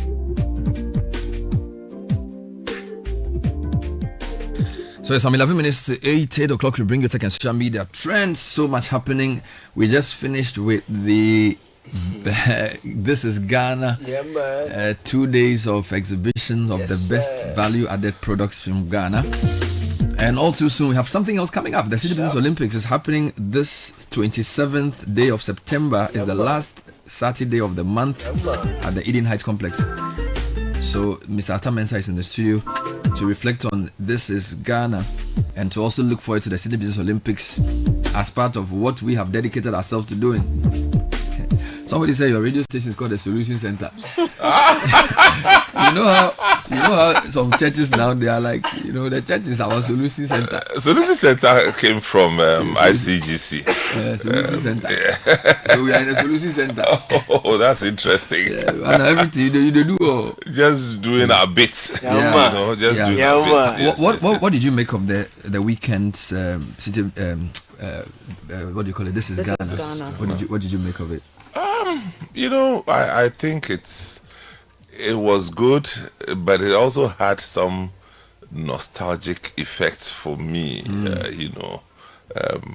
Like when we used to attend the trade fair events at our alleged trade fair center. We had it showed Ghana, basically showed Ghana. Not in a sophisticated manner, but it was just a showcase of who we are and what we have. For me, the whole essence was to, as the chief of staff said, was to have a commanding space in the shelves of our shops or supermarkets, where we grew up thinking that a supermarket is a place where you showcase and buy products that have been imported into the country. So back in the day, you went to Kingsway, you went to all these places, and you saw products that have been imported. Now we are struggling and we are pushing to make sure that we see ourselves in the spaces, and I think we and normally the FMCGs come for quick mentions when we do, because those are the and I'm talking about the fast moving consumer goods. Those are the everyday items that we buy, and so if we use the SMEs to command this space, I think it's half of the problem solved. And so from food to drink to crafts, arts, cosmetics, health products, and wide range of items, and I think I couldn't have had a better experience. So all in all, from the participation, the exhibitors, the fanfare, it was 2 days well spent. It cost us a lot of time and money to put it together, though. As usual. But it's worth it. I'm telling you, it's worth it. It's worth it. And this is the same comment that I got from a lot of the exhibitors. And so the chief of staff came in and said SMEs should be prioritized and attuned for economy. He said a few things in endorsement of the program. The chief executive of Exim Bank also. How important was that? Getting government to also come in to say we recognize what you're doing, and we think this fits in. I think the head of the Ghana Enterprise Agency also spoke about the 24-hour economy and why This is Ghana was very important platform. I don't know what you made of those. No, I think it's for us to, anytime we are crafting some of these events, we are mindful of the policy direction of government so that it's aligned. We are not government and we can't be one. So whatever effort we put in is to, if you like, amplify the direction of government policy. Because, ours is an event, but government is a continuum, and there has to be follow-ups. So if what we do is tangential to what government is doing, then we've wasted everybody's time. So it has to align, it has to be consistent so that the follow-through tasks and activities can generate better value. So we are thinking that after this, we had 187 exhibitors. Wow, I thought it was 167, 187. 167, but I think you failed to count the villages. The 20 who were brought in by different, 20 30, 20, I mean, lots of them. And then there were people who came to register on that day. Oh, as companies. Yes. Wow. Yes. It always happens. Some of the rice companies, Right. you know, local rice, yeah, they came to register on that. And look, I met rice companies that came from Atebubu. Some came from Techiman. Did you tell them that we'll do Agri-fair. an agri-fair in November? So I they did. didn't I worry. did. Let me read some headlines that were captured after This is Ghana. SMEs will be prioritized under 24 economic policy. Chief of Staff. This is Ghanaian Times. This Yes. was a couple of days ago. Business and Financial Times. Citi FM Channel 1 host This is Ghana's Promote Exports. Yeah. And then another one for This is Ghana. Of course, my favorite headline was the High Street Journal. yes. Yeah. Who I don't know if you have that Says headline. from Agri-fair to This is Ghana. Let me get. It's a very beautiful one. So there's a whole conversation about how Citi is building ecosystems and whether it is deliberate. Business festival stroke, the Agri-fair, and now the September This is Ghana, and markets together. Is that something you knew you were doing, or it was? Oh, of course. We've been doing this for some time now. You have the headline. Yes. We've been It says doing this from Agri-fair to This is Ghana exhibition, how Citi News is powering local economic growth. Yeah. Yeah, we've been doing this to think that This is Ghana, this is the 10th year we are doing this. Agri-fair, this is the first year, and already we are repeating it in November. You know, so for us, we walk on the path of development. Sharp. So it's development, journalism, which is moving from informing to engaging. Sharp. So as for informing, social media has changed the narrative and the equation. But social media cannot do the engagement in terms of direct consumer contact. And so this is where media is going. And this is also how you tick the boxes of relevance. As our slogan for radio says, relevant radio always. You know, TV is also coming up nicely. So our efforts are always geared towards development in different spaces, and our spontaneity with which we do some of these things is also of the essence. Basically, we have very young people here who are excited and energetic in bringing some of these ideas into fruition. Let's talk about the City Business Olympics. That's typically a September event. So Yes. September actually belongs to City Business Olympics. That's correct. So This is Ghana that entered September's. Yeah. I mean, this Ghana typically happens in August. Yeah. But seeing that we did Agri-fair end of June. You know, putting stuff together, that's what brought us. But it will always be in August. Okay. Yeah. So next year to go back to August. Yes, please. Because the Agri-fair has moved to November. Yes, sir. So this Business Olympics is last Saturday of September. Yes. Last Saturday of September, Yes. which is the 27th. That's correct. How different is it this year from the way it's been in the past? Well, Business Olympics is just a time to call for break from all the corporate activities that is putting pressure on us.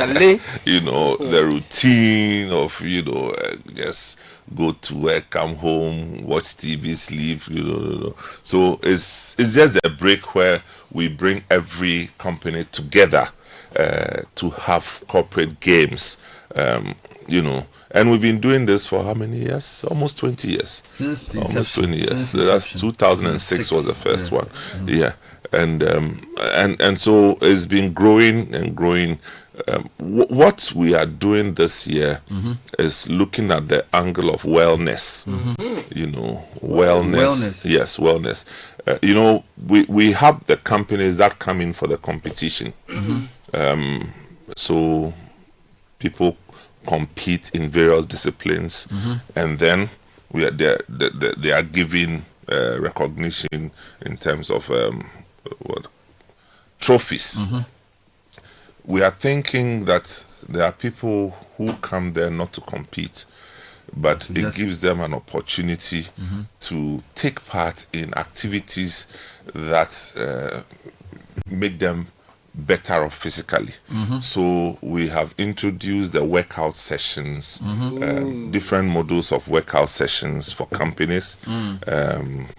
we have the aerobic sessions for companies. And then we have the wellness clinics. Wellness clinics. Where people go and do their checks for their vitals,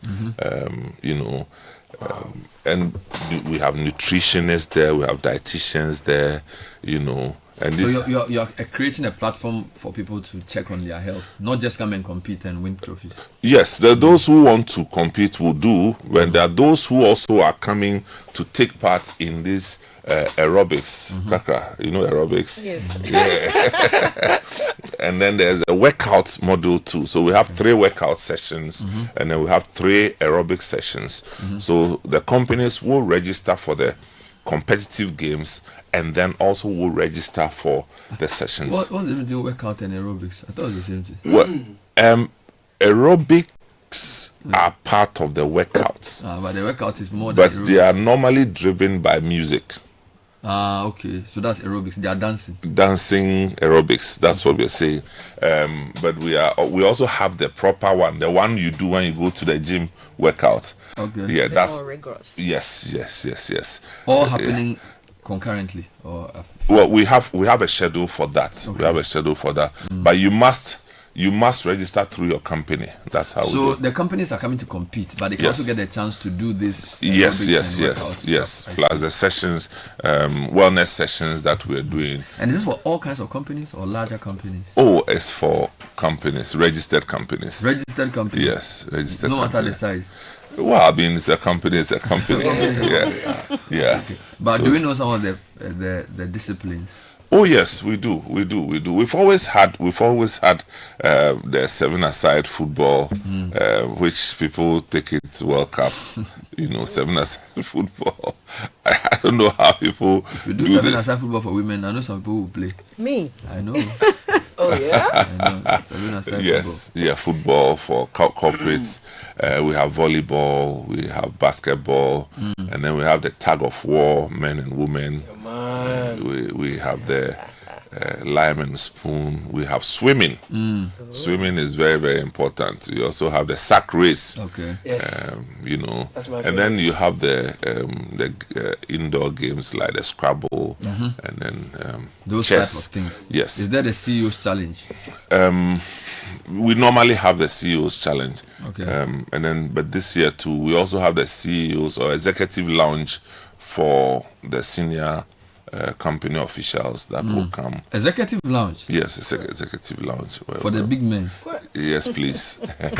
So where they will sit and also watch some of their activities on the screen and, network. Okay. And that's what. So this is something companies must register for? Yes. It's a very short time because today is the 11th. Well, companies have started registering. Okay. And so we have 0205-973-973. Simple number to call. And if you call this number, just tell them that Business Olympics you want to register. Once you register, good to go. And then we'll meet you there at Eden Heights, Charlie. The place is nice, brutal. Yesterday we went for a recce there. I wanted to jump into the water, Charlie. The swimming pool is nice. Kaka, do you swim? I recently started learning. By reading about swimming? No, by taking lessons.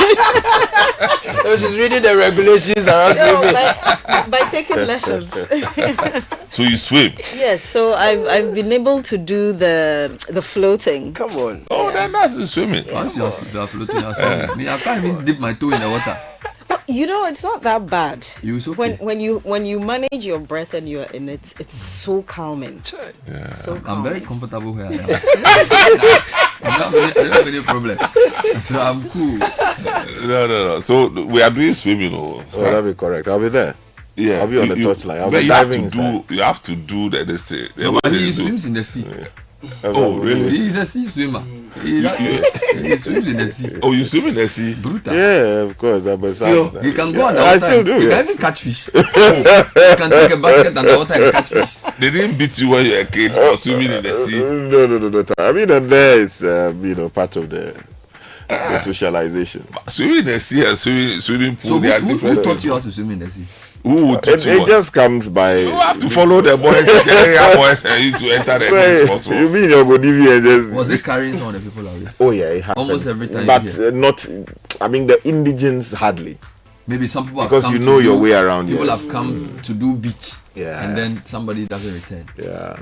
Usually happens. I think the closest I came to the problem was when I got caught up in some, the seaweed. No, the net. The net, yes. That was close. It was serious. The number. Another number for Citi Business Olympics is 0558 973 973. Okay. 0558 973 973.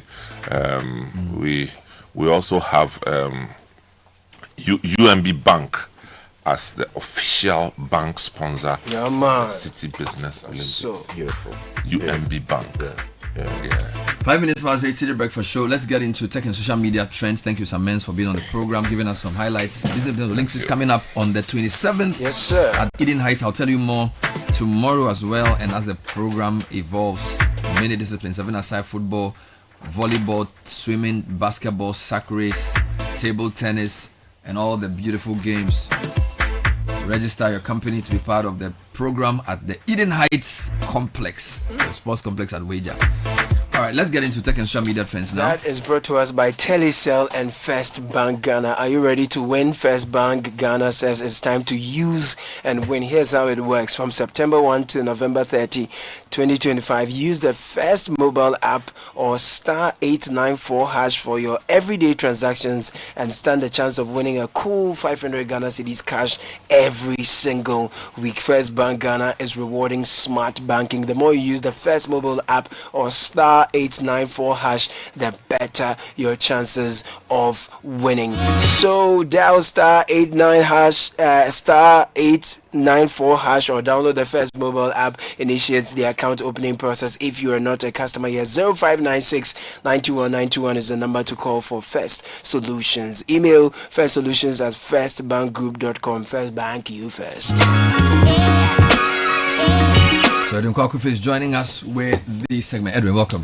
Thank you very much, Bernard. So Mahama is trending because last night President John Dramani Mahama held an engagement with the media, and he answered a number of questions ranging from the economy to Galamsey to sports. Did you count how many questions he had? No, I didn't count how many. 30 questions. Yeah, it was about 2 hours of engagement with the media. 27 to 30. Yeah, so people are crediting him for being upfront and open with the Ghanaian media. And also they are analyzing his answers to a number of the questions. And that leads me into my second trend, Galamsey. It's trending. Yeah, it's trending really heavily, along with Stop Galamsey now. Firstly, because the president said there's no need for a state of emergency to be declared now, as other measures to address Galamsey haven't been exhausted yet, like the arresting, the seizing of equipment and all that. There are still options available to the government to deal with Galamsey, and he says those haven't been exhausted yet, so there's no need at the moment to announce a state of emergency, which people aren't very happy with, because one of the major things that the NDC, before they were elected into office, said was they were very definite on the fact that a state of emergency needed to be declared if Galamsey was to be addressed very strongly. And that's one thing that they criticized the previous government for. So the fact that they haven't announced the state of emergency, and government officials, senior ones, have said that there's no need to do that, people aren't very happy with that. Galamsey is also trending because recently, as we all know, Ghana Water Limited has been pushing for an over 200% increase. 280% increase in water tariffs. And one of the main things they say is the devastation from Galamsey of the water bodies. So with that going on, people are really strongly starting again or restarting the advocacy against Galamsey online. So that's a major trend online. Okay. So we move on to Charlie Kirk, who is was an outspoken conservative activist, and he was shot and killed yesterday by a sniper. He was speaking at the Utah Valley University, and he was hit with a single shot from close range. Not that close, but not that far off as well. Exactly, and his private security took him to hospital where he was declared dead. Donald Trump has been speaking about it. He said it's a dark moment for America. He is in grief. He's angry about what has happened. The police arrested initially 2 people, but then they released them because they said there were no ties to the shooting at this time. So somebody appeared to have been a professional job. I thought somebody was arrested. Yeah, 2 people were initially arrested, and then they were let go because the police said there were no ties between them and the shooting at this time. I think violence should have no place whatsoever in public discourse. If someone is saying something and disagree with it, I mean, you can also express your view without insults, but taking it very extreme to the point of assassinating the person, it should have no place whatsoever. It's unfortunate. So sad. America is going through its own problems. And another leg of the conversation. Without sounding like I'm justifying me, his soul rest in peace. But this is a person who is known for saying some of the most vitriol comments about it's women almost like and America black has people. brought this upon itself, this whole streak of violence. Yeah, but there's no justification whatsoever, and that's why I don't like raising those matters up. When people have lost loved ones, they may have his own experience. No, but the point she's making is also that sometimes the language you use, probably the wrong time to say this. Yeah, that's maybe what we should just move on. Well, another leg of the conversation is people are wondering whether America is safe ahead of the World Cup, with a number of countries converging on the USA. Whether these things happening, the school shootings, this assassination, other assassinations, whether it's going to be safe for Canada the world to put converge the black dust on America. Or you want to go to Mexico? Mexico has its own big problem. Mexico has its issues. Kidnapping. Mexico City is a massive city. Yeah, the Mexico City is a huge, massive city. We hope that if we are in Canada, that will be... Because to be fair, America has a serious security problem. Yeah. In terms of... I mean, Sky, how somebody goes to a church, goes to a school, supermarket, it is really serious. The right to bear arms. Well, the state is refusing to deal with it because the gun lobbies are just... So people are talking about whether the World Cup is safe, eh? Yeah, and Kofi Adams, our next trend is Kofi Adams. He's in the trend because of his interview and what he said. The major thing that's trending is his comments about Otto Addo, the fact that he's not impressed. It's basically a vote of no confidence from what he said, the employer, about the employees. So because we specifically asked him whether had anything to do with the appointment, and he sort of admitted that they do. So yeah. And his comments about the construction of a 50,000 seater stadium at Portman. Is it getting positive or negative reviews? It's a bit mixed because people want to see a new stadium. They feel that we need an ultra modern stadium to cater for the modern world of football. But they feel that we have enough stadiums. Other people feel we have enough stadiums that we've not taken care of. So they expect this one to go the same. We don't have enough good stadia. By the way, yesterday the president said something about stadia. I said that a mining company had built a 10,000 seater stadium for only 13 million. Yeah, that's the TNA stadium. And he sort of, I think it's a very important point, which means that going forward, you can use that standard to judge public amounts for stadia built. Exactly. As in what for? So his point was that the mining company stadium, the price was much cheaper than the prices we hear, or the cost, not the price, the cost. Yeah, but it was 10,000. Yes, but my point, but it's still very low. 10 million, you mean? Yeah. Dollars or cedis? It was dollars. Dollars. $10 million. Yeah. No, it was 13 million. Yeah, about 13 million. For a 10,000 seater stadium. But that's pretty low compared to national stadia. I mean, yesterday the government was asking about Portman and some of the things they build there. It's a lot of money. You can calculate it. Yeah. So my point is that if the president has said this, then it means that going forward, anybody who says they are building a stadium for the state will use that same standard.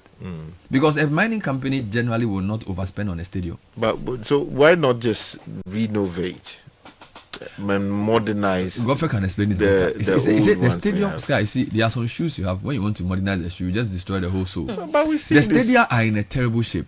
Charlie, we see this with Man United, Chelsea, all of them. Stamford Bridge, what did they do? But Spurs have rebuilt their whole stadium. Yes, that's also there. And Liverpool, they break the one part and rebuild. Yes, but it. So Accra Sports, it has its own history.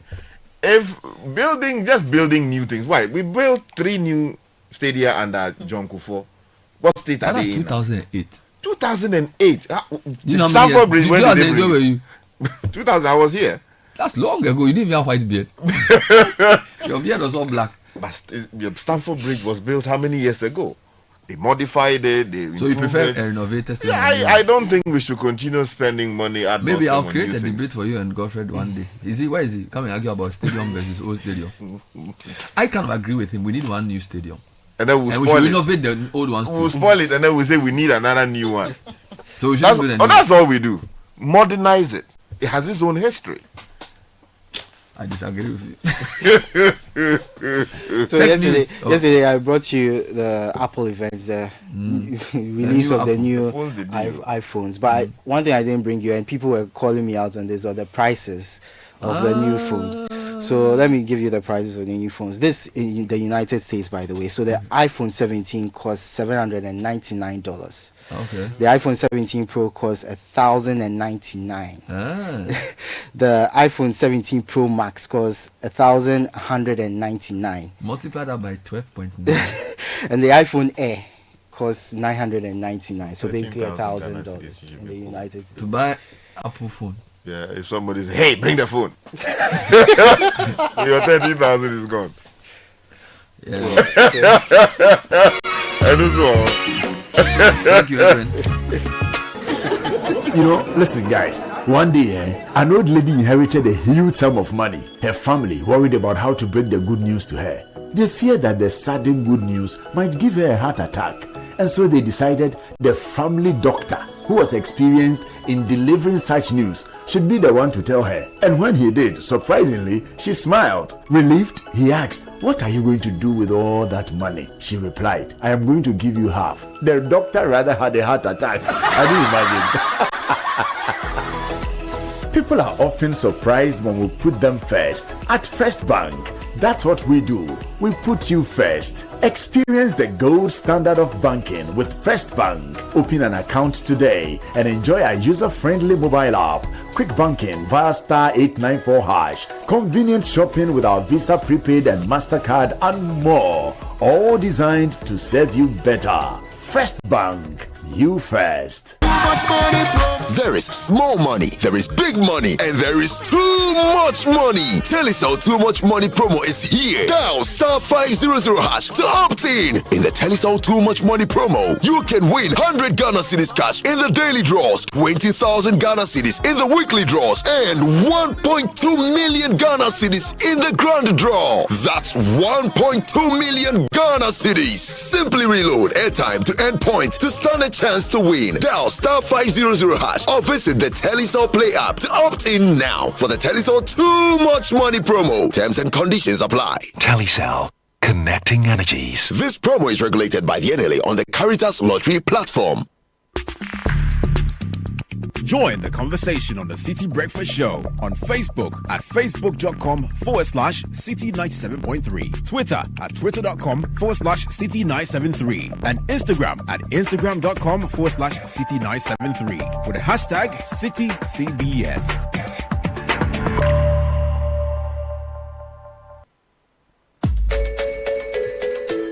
When the pain is too much, don't know what else to do. So hunam ya wuya, no wunya wunya.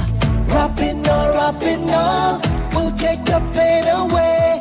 Rapping all, Rapinol is what you need. Rapinol will relieve you of all aches and pain in your body. Rheumatic pain, menstrual pain, body pain, toothaches, and other feverish conditions. Rapinol is a quality product from Danex Itin Starwin PLC.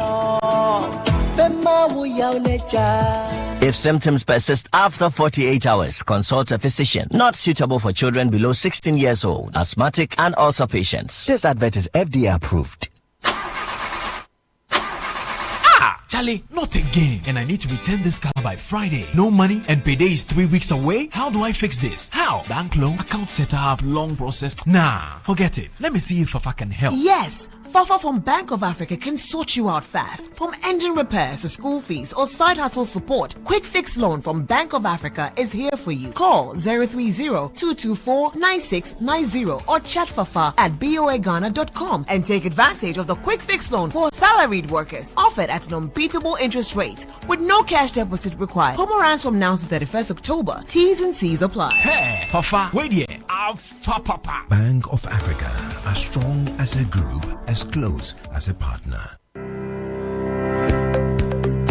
Lakeside Estate is calling all business owners, institutions, and HR heads. Want to give your employees more than just a paycheck? Give them a place to call home. At Lakeside Estate, we're making it easy for companies to support their staff with beautiful lifestyle choice and affordable homes through flexible payment plans, staff financing, and mortgage options. Whether it's a 2-bedroom starter home, 3 bedrooms, or a spacious family home, Lakeside Estate has the perfect package for your team. Strong structures, modern finishes, and a vibrant community all are waiting. Let's partner together to give a lifetime value for your staff. Call our sales experts on 050-141-8622 or 050-859-8931 or visit lakesideestate.com. Lakeside Estate, quality homes for all.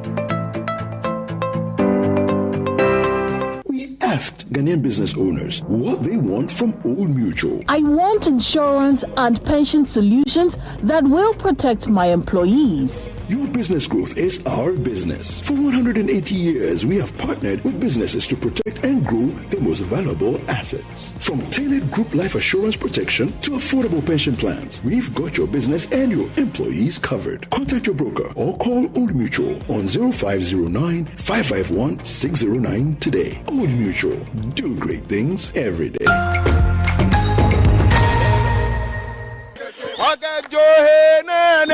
The City Business Olympics is back. Charging for the competition. You can see we are already charging. It's all about team building, networking, and staying healthy. Everything, be it football, be it basketball, be it Scrabble, be it Excel, we are there. Arm wrestling, we are there. Which game will your company participate in this year? Is it 7-a-side football, volleyball, swimming, basketball, or sack race? Rally your teammates and get ready for action. We know we've gone on a recess, but we are back. You will feel it. Saturday, September 27, 2025. Time 8 a.m. Venue, Eden Heights Sports Complex. Call 0558-973-973 to register your company today. The experience so far has been very great. We are glad to have participated. Let's keep fit, grow connections, and enjoy a day full of energy and excitement. Powered by Citi FM with support from Channel 1 TV.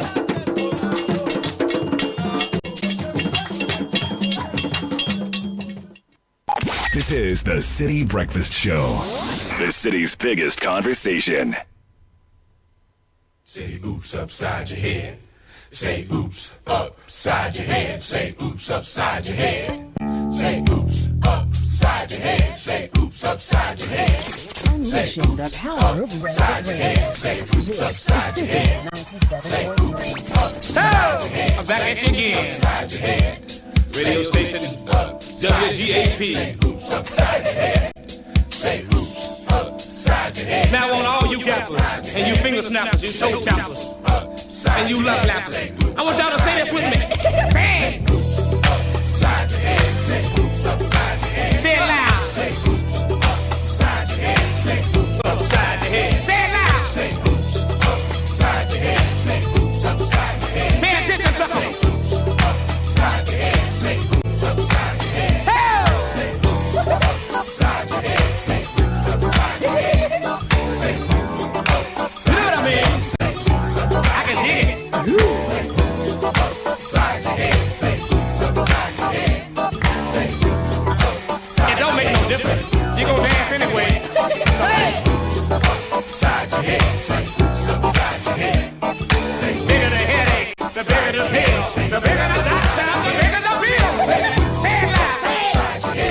4 minutes past 8.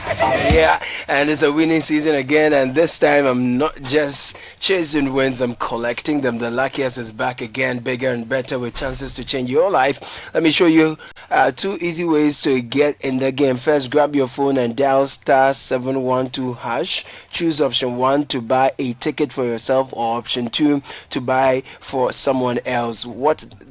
If you want the system to generate a lucky ticket for you, then go with option 1 again. If you prefer to choose your own ticket number, that's option 2. Confirm your payment with Momo and you're in. Now the online way.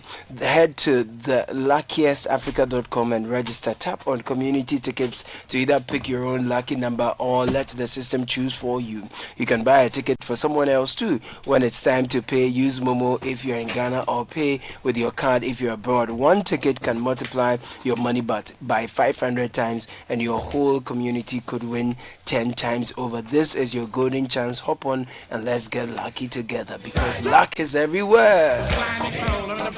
Get ready, Ghana. The most anticipated digital festival of the year has arrived. It's DigiFest 2025, and we are bringing together the very best in cutting-edge technology, AI, gaming, digital art, and more, all at one incredible event. Come meet up with some of the biggest tech firms and explore how the digital world meets everyday life with IoT displays and virtual as well as augmented reality experiential setups. You will also get to see the latest innovations and discover the future of digital creativity firsthand from our diverse range of exhibitors. MTN DigiFest 2025, powering the future, inspiring Africa on the network that's everywhere you go. MTN. All right, so yesterday the president met the media. We're going to bring you some highlights of the event. Just wanted to get a quick overview of your thoughts as a public and the panel on the event in general. Started at 8 o'clock on the dot. That was impressive. Ended 7 minutes past 10, so it was 2 hours. Initially planned for an hour and a half. Fielded, I think, 6 rounds or 7 rounds of questions. Not sure now. I think they initially advertised 5 rounds, and then there was 4 or 5 questions per round. So you could see about 24 questions, or between 25 and 30 questions overall. We've always said that these events should be analyzed from the context of it's not an interview, so there's no real opportunity to delve into the depths of one matter. It's more broad-based, more feeling your way around than it is like depth. So you compare that to, say, I interviewed Kofi Adams, where we had almost an hour and a half on one topic, as against 2 hours on myriads of topics by myriads of people. So I feel like we need to discuss that from those perspectives. When you have Kofi Adams sitting here for 1.5 hours, you can go so deep and ask so many questions and do so many follow-ups. When you have a president and he's faced how many journalists? Probably 100 or so, and maybe a third of them get to ask questions, and maybe somebody's been waiting for 45 minutes to ask one question, and part of his question has been already asked. So it's not the same kind of thing. Yeah. Having said this, just what did you make of, I remember there was a few years ago where people really criticized journalists for their performance, but I think that has changed now. Oh, yeah.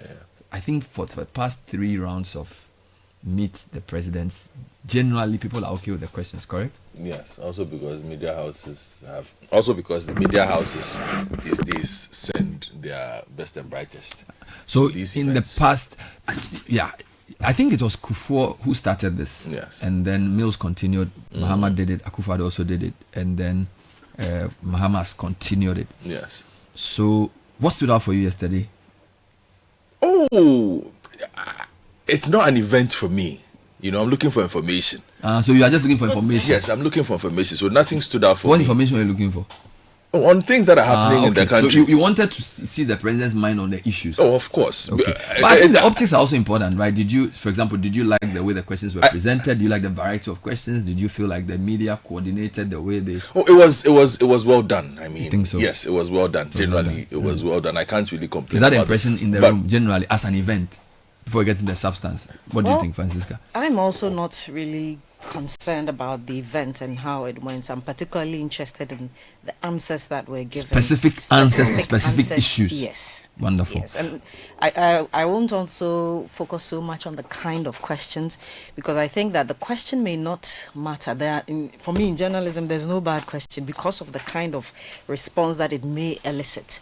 And so really the focus for me is on the specific responses and the gaps that may have been in some of the responses. So that's what you think. Is that what you also think, that it's more a question of the responses than it's about the questions in the form of the event? I think it's all three. All three. I honestly don't believe that we need, while I respect and, Felix doing a great job with what he does, and I'll celebrate him any day. I don't think we need an MC like, person directing who is asking what questions. The president should be there. You should pick his own people? Yeah, that's right. He should be there. Look at the people, raise their hands, whoever you pick. It's irrelevant. The people you have brought in there are supposed to be journalists, and because, and then presidential override sometimes comes in to say, oh, okay, as for this person, I want that person. No, I think there's someone who must conduct every presidential press conference everywhere. Somebody asks. Somebody. I have been to Downing Street. I've been to the US. But in the US, someone also picks. No, I mean the president himself is picking. Who is picking? Trump he picks. But is that a meet the press or a regular press interaction? It is just like that. It is what it is. I don't see why and then the president goes to sit. No, because all of that takes time. Okay. So the president is there for 2 hours to face questions. If he wants to read a prepared text, let him read it. So he should pick the people. Yeah, that's right. And then pam. We deal with it. So it should be quicker. Yes. You feel it should be quicker. Yeah, and then also But don't forget that in Ghana we like long talk. It's well, I mean, anyway, maybe my expectations are too high. I also thought the president's speech was a bit long, given that you have journalists from across the country with different areas. Once you are prepared to meet them, you have occasions you address specific issues every other time. It's not a State of the Nation's address. So you're opening yourself up for the media to ask you questions, maybe a few lines, and then we open up for the journalists to fill their questions. I think, how long did he speak for? Was it 30 minutes? Okay, 30 minutes. Okay, so we had one and a half minutes. Yeah. So we had. So was that long? He started speaking at 8:02, finished around 8:30. Yeah, 21. 8:21. 8:21. So it wasn't 30 minutes. It should be at most 3 minutes. All right. Second point: was there any question you felt should have been asked that wasn't asked? Before I even get to what was asked, is there anything you felt should have been asked yesterday that wasn't asked? No, all of you. Okay. Yes, he asked him. Is there already indicated the question. Take your time. Is there a question you thought should have been asked that wasn't asked? The biggest thing that has happened to Ghana's judiciary is the most consequential since the murder of the three high court judges. I'm serious about this. People don't. I mean, people don't realize the weight of what has happened. Right? You may have your own views about it, but I feel and I believe that strongly. You are entitled to your views, and if you want to express, you are at liberty to express it wherever. No, I'm not looking at you. I'm saying that for someone who cares about constitutionalism, democracy, the rule of law, and all of the things that are happening around us, the biggest thing to have happened in Ghana by reason of what's happened to the judiciary since the murder of the justices was the removal of the Chief Justice. And for the fact that not a single journalist explicitly pinning the president down on that particular matter, given the myriad of criticisms we've seen, I'm so disappointed. That's not to say that other matters don't matter. No, it's the truth. I mean, that's my view. Yes. So I'm so disappointed that it should have been one of the biggest questions to be asked yesterday, because the president hasn't. What is the question? So the president hasn't spoken about the matter since the woman was removed, right? The lady Chief Justice was removed.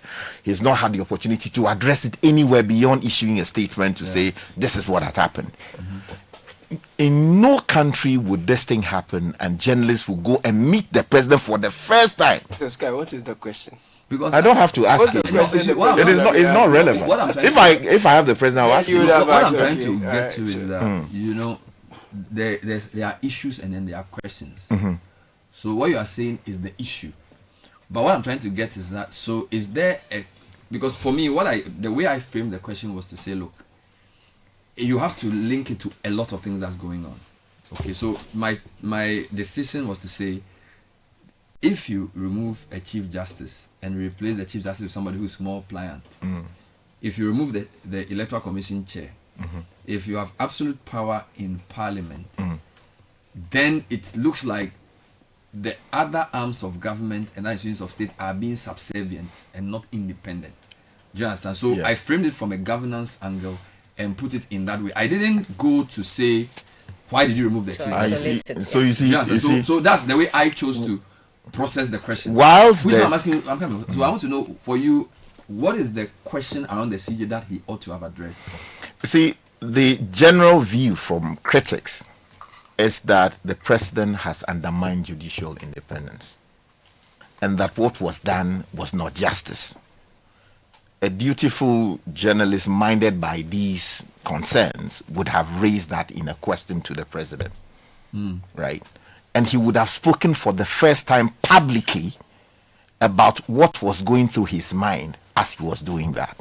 We didn't get that. And then also, you framed the question within a general framework of whether he was becoming a supreme leader.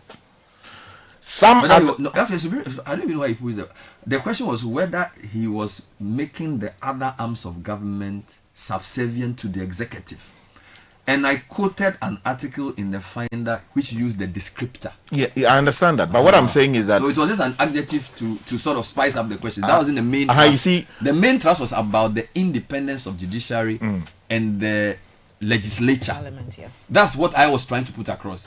He chose to answer using the supreme leader sort of name. You see, so the question wasn't about his being a supreme leader. No, because he sort of took that as a hook and then trivializes it. I give 3 examples. So you see, someone else as president would have treated that question differently. You know, people respond to questions in diverse ways. So he could have chosen to address the CJ matter in that question. Exactly, of course. But you know, it was you reference it in a very cursory manner. You understand? You didn't make it the main issue. Yeah, because I put it in a general.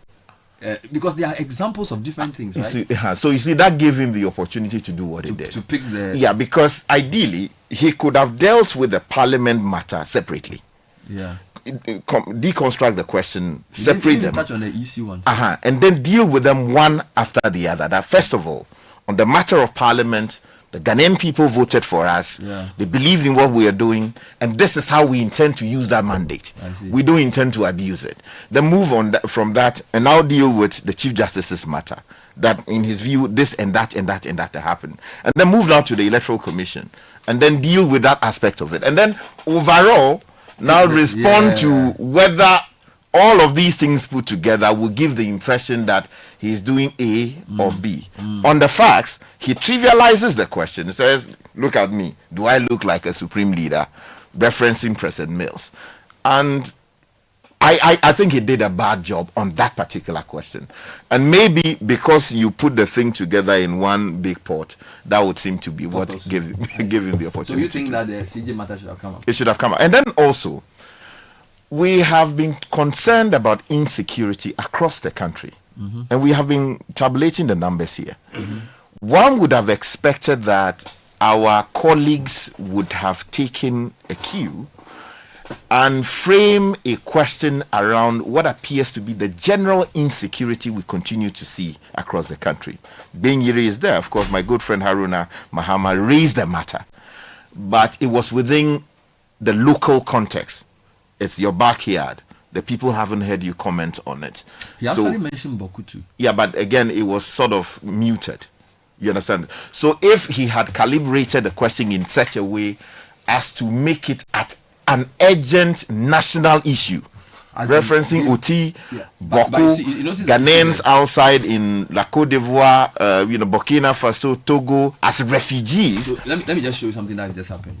So you see, in Haruna's question, he chooses to use one example of insecurity to ask a question.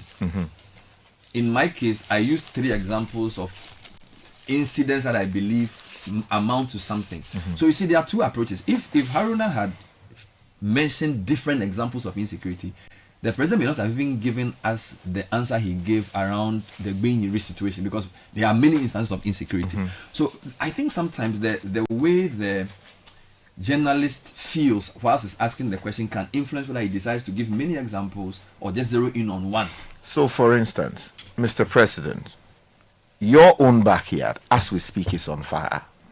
The locals are fleeing to neighboring La Côte d'Ivoire in search of safety.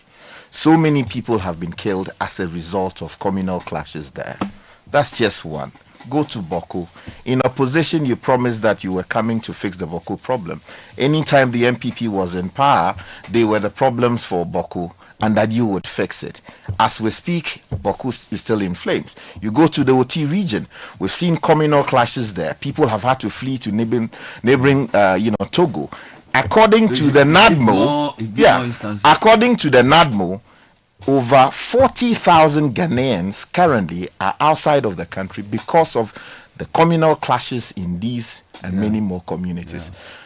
Then you press the question. You would have preferred him to give more. I would have told him that on the matter of security, for many Ghanaians, it would seem that he has failed. He should give us reasons why we should believe that he's doing something. Was that the only question on security asked?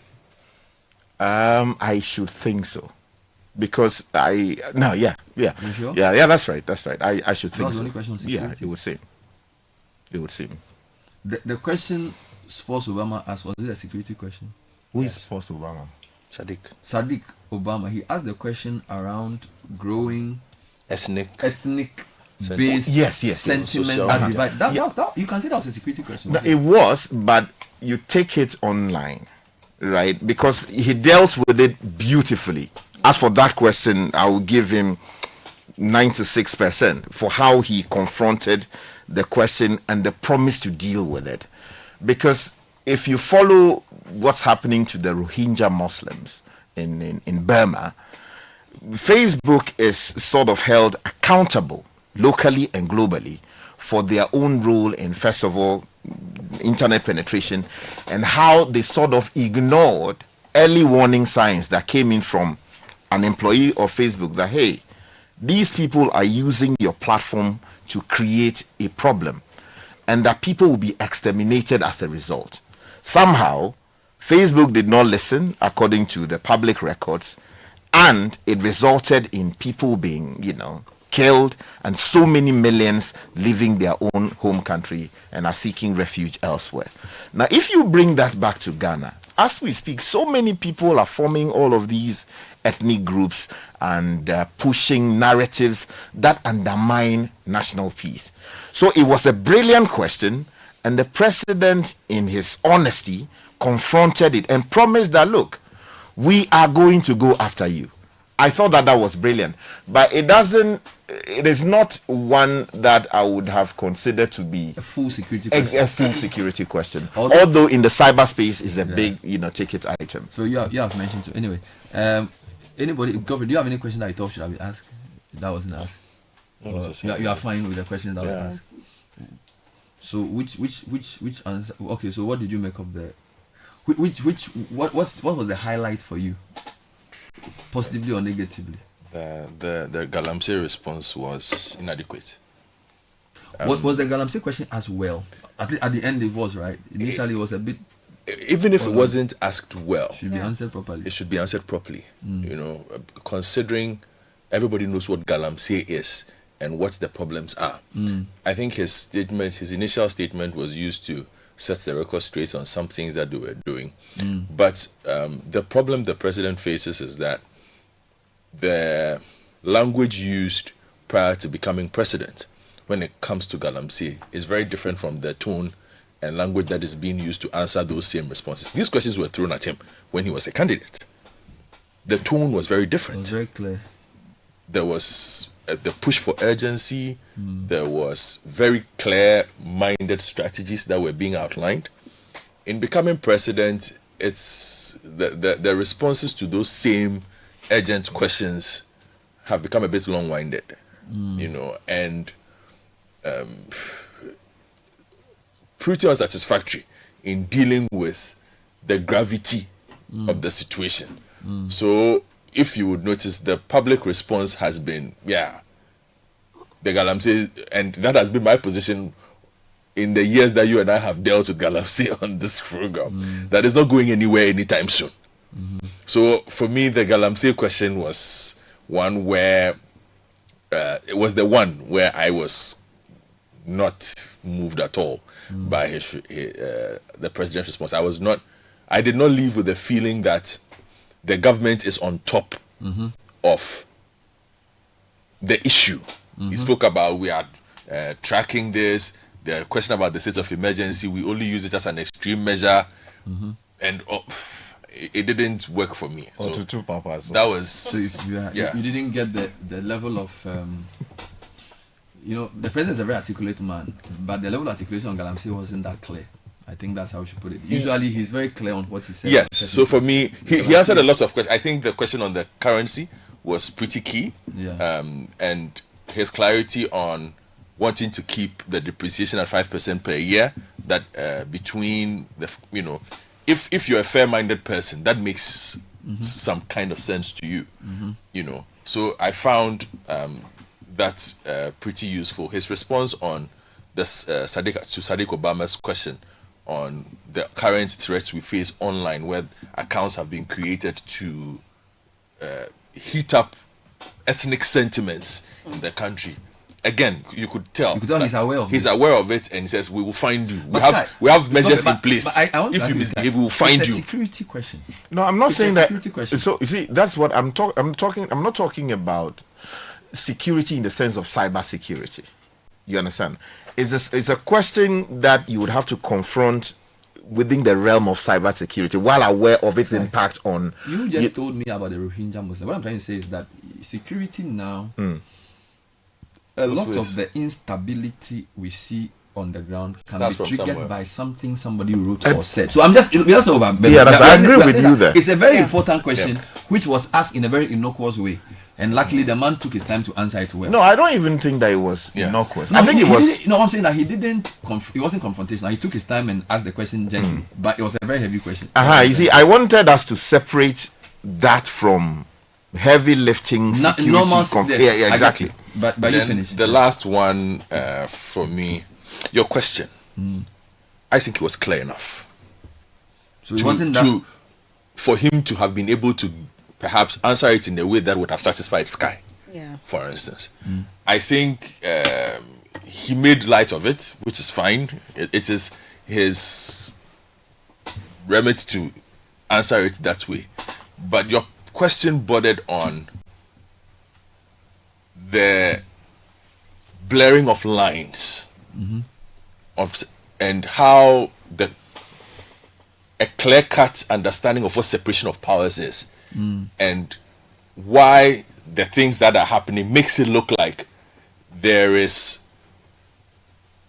intent for absolute control, some by election and some by political design.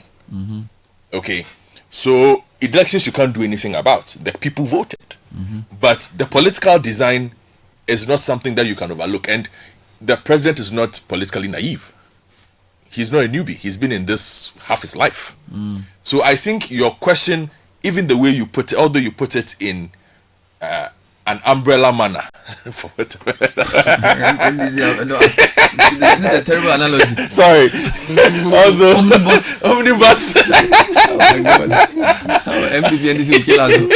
An omnibus manner. You can't even use elephant and umbrella in any sentence. Charlie. An omnibus manner.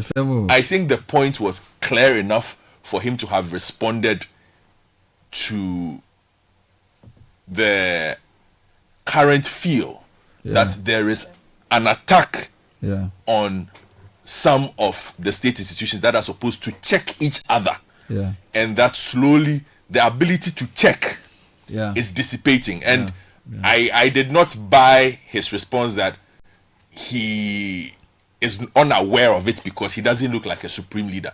You might not look like it, you might not act it, but there are other actors that you are aware of who are acting like it. And so you're right. The question wasn't even about him. It wasn't about him. What is happening exactly around? It had nothing to do with him. And I think the president is too politically experienced to have told us that his response is, do I look like a supreme leader? I didn't buy that too much. So that's it for me. Maybe he was surprised that the question came the way it did. I agree with the point that maybe I should have framed it differently. It may have gotten the same effect, different effect. But apart from that, look, I think he responded to a lot of things pretty clearly. The stadium question was pretty good. His response to that. The stadium question gives us context, a follow-up to the conversation we had in the morning. The tariffs issue was pretty key.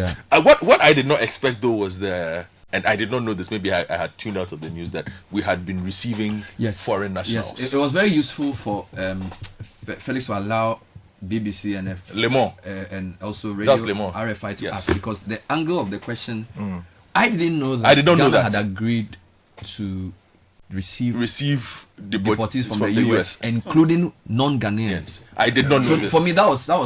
That was very clear. Did you know? No, I didn't know. I didn't know that. I had heard in the diplomatic circles that that was being discussed. But as to the arrival and being put on a bus to go to Nigeria, that was very well done. Credit to the guy for asking it. And of course, I'll deal with the economy later. My former professor is here, so I'll ask him a few questions about the economy. Just to make a quick comment on what Godfred had said. You know, people don't think that, they should not think that we are trivializing the issue of supreme leader, sort of. It is dangerous enough to have a president who is checked by parliament, but who wants to have his way anyway. It is another thing having a president who has commanding majority sweeping majority in parliament, and who, according to critics, is seeking to control the judicial arm. If all of those come together around one person, it is the biggest danger you can find in any country. And if the person misuses the power, you and I are in serious trouble. That is why there is always a pushback that, look, let's share the power equally. So that, because you don't obviously expect NDC in parliament to be a check on President Mohammed's anything. I don't see that happening. So you want some safety and comfort. You don't want a yes sir Chief Justice in office seeking to do the bidding of the president. Now, let me come to Kakra.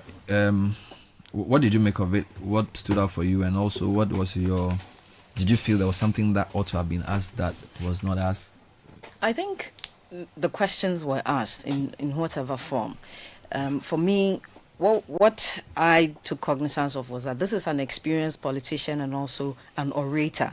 And so there will be some questions that, as the president, he will find difficult, and he will use his experience and his skill to answer it, perhaps not to our satisfaction, but he would. For instance, your question, which included the bit about the removal of the CJ. That, given, and I agree with Godfred, that question could have been answered regardless of how it was posed, especially because of the currency of the matter. Just a few days ago, it was still topical, and the president is very much aware of it. But it is a difficult question. It's a difficult issue to address because it borders on one of the arms of government and claims of an arm exerting authority over the other, and the matter of the independence of the judiciary.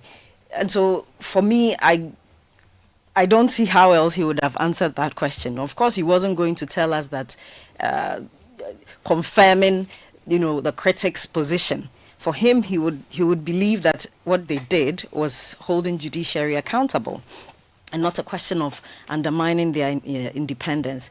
Secondly, I think that the question, one of the questions that he's been praised to have answered properly is the question on social media comments. Yes, and I agree that the president tackled that one very well. I think I agree largely with you and Godfred about it being a matter of security, because it's not the first time that we would have heard the media or comments being made on media that have translated, incendiary comments made on the media that have translated into actual violence, which is the case we saw many years ago in Rwanda. Now, to the question about Galamsey, which for me is where I would say that the president's performance or his presentation was woefully inadequate and disappointing. I think that there had been a build-up, okay, right from, I don't think civil society and the media have gone silent on the issue of Galamsey.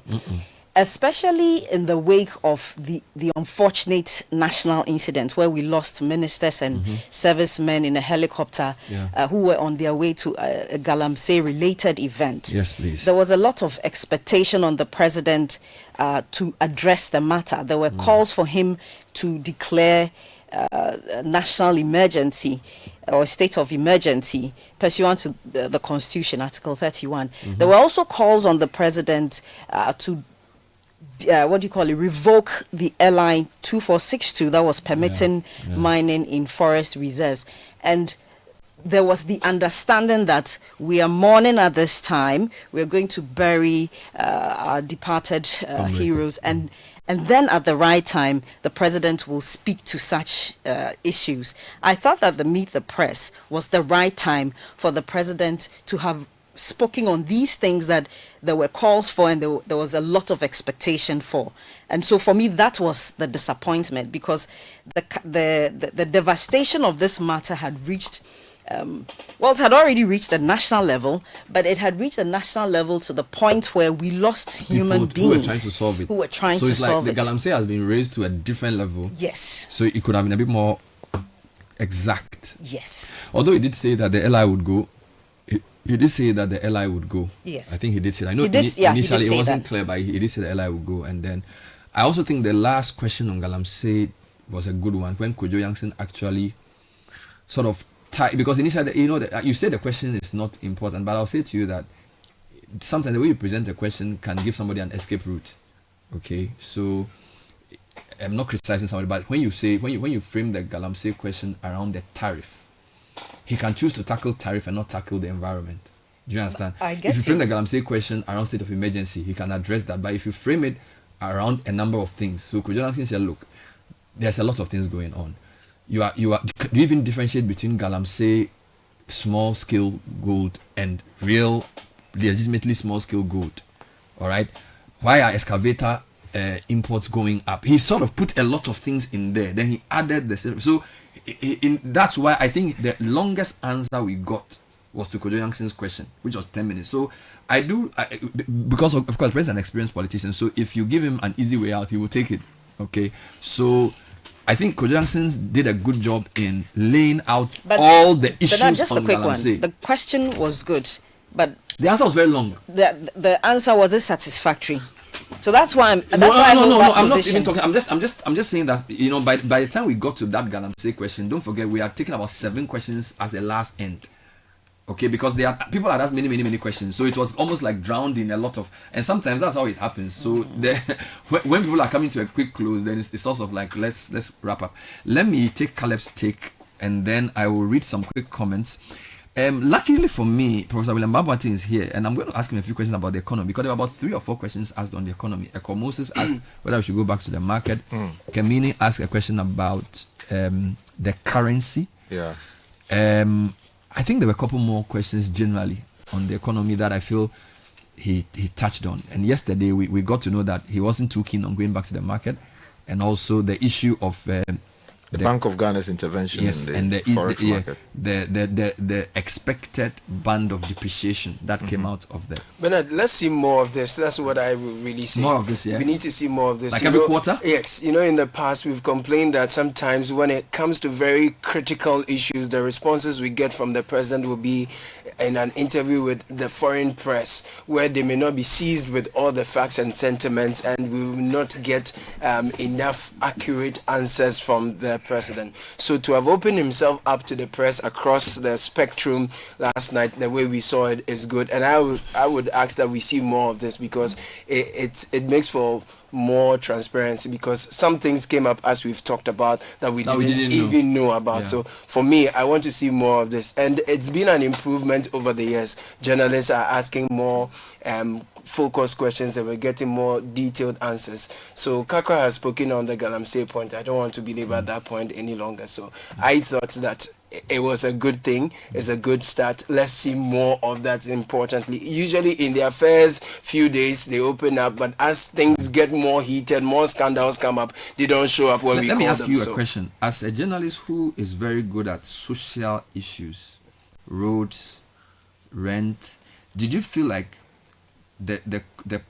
was the press conference broad enough? I feel like we went on hard issues too much. So when Benis Lancer asked about the creative arts, Benis Lancer asked about rent and homelessness.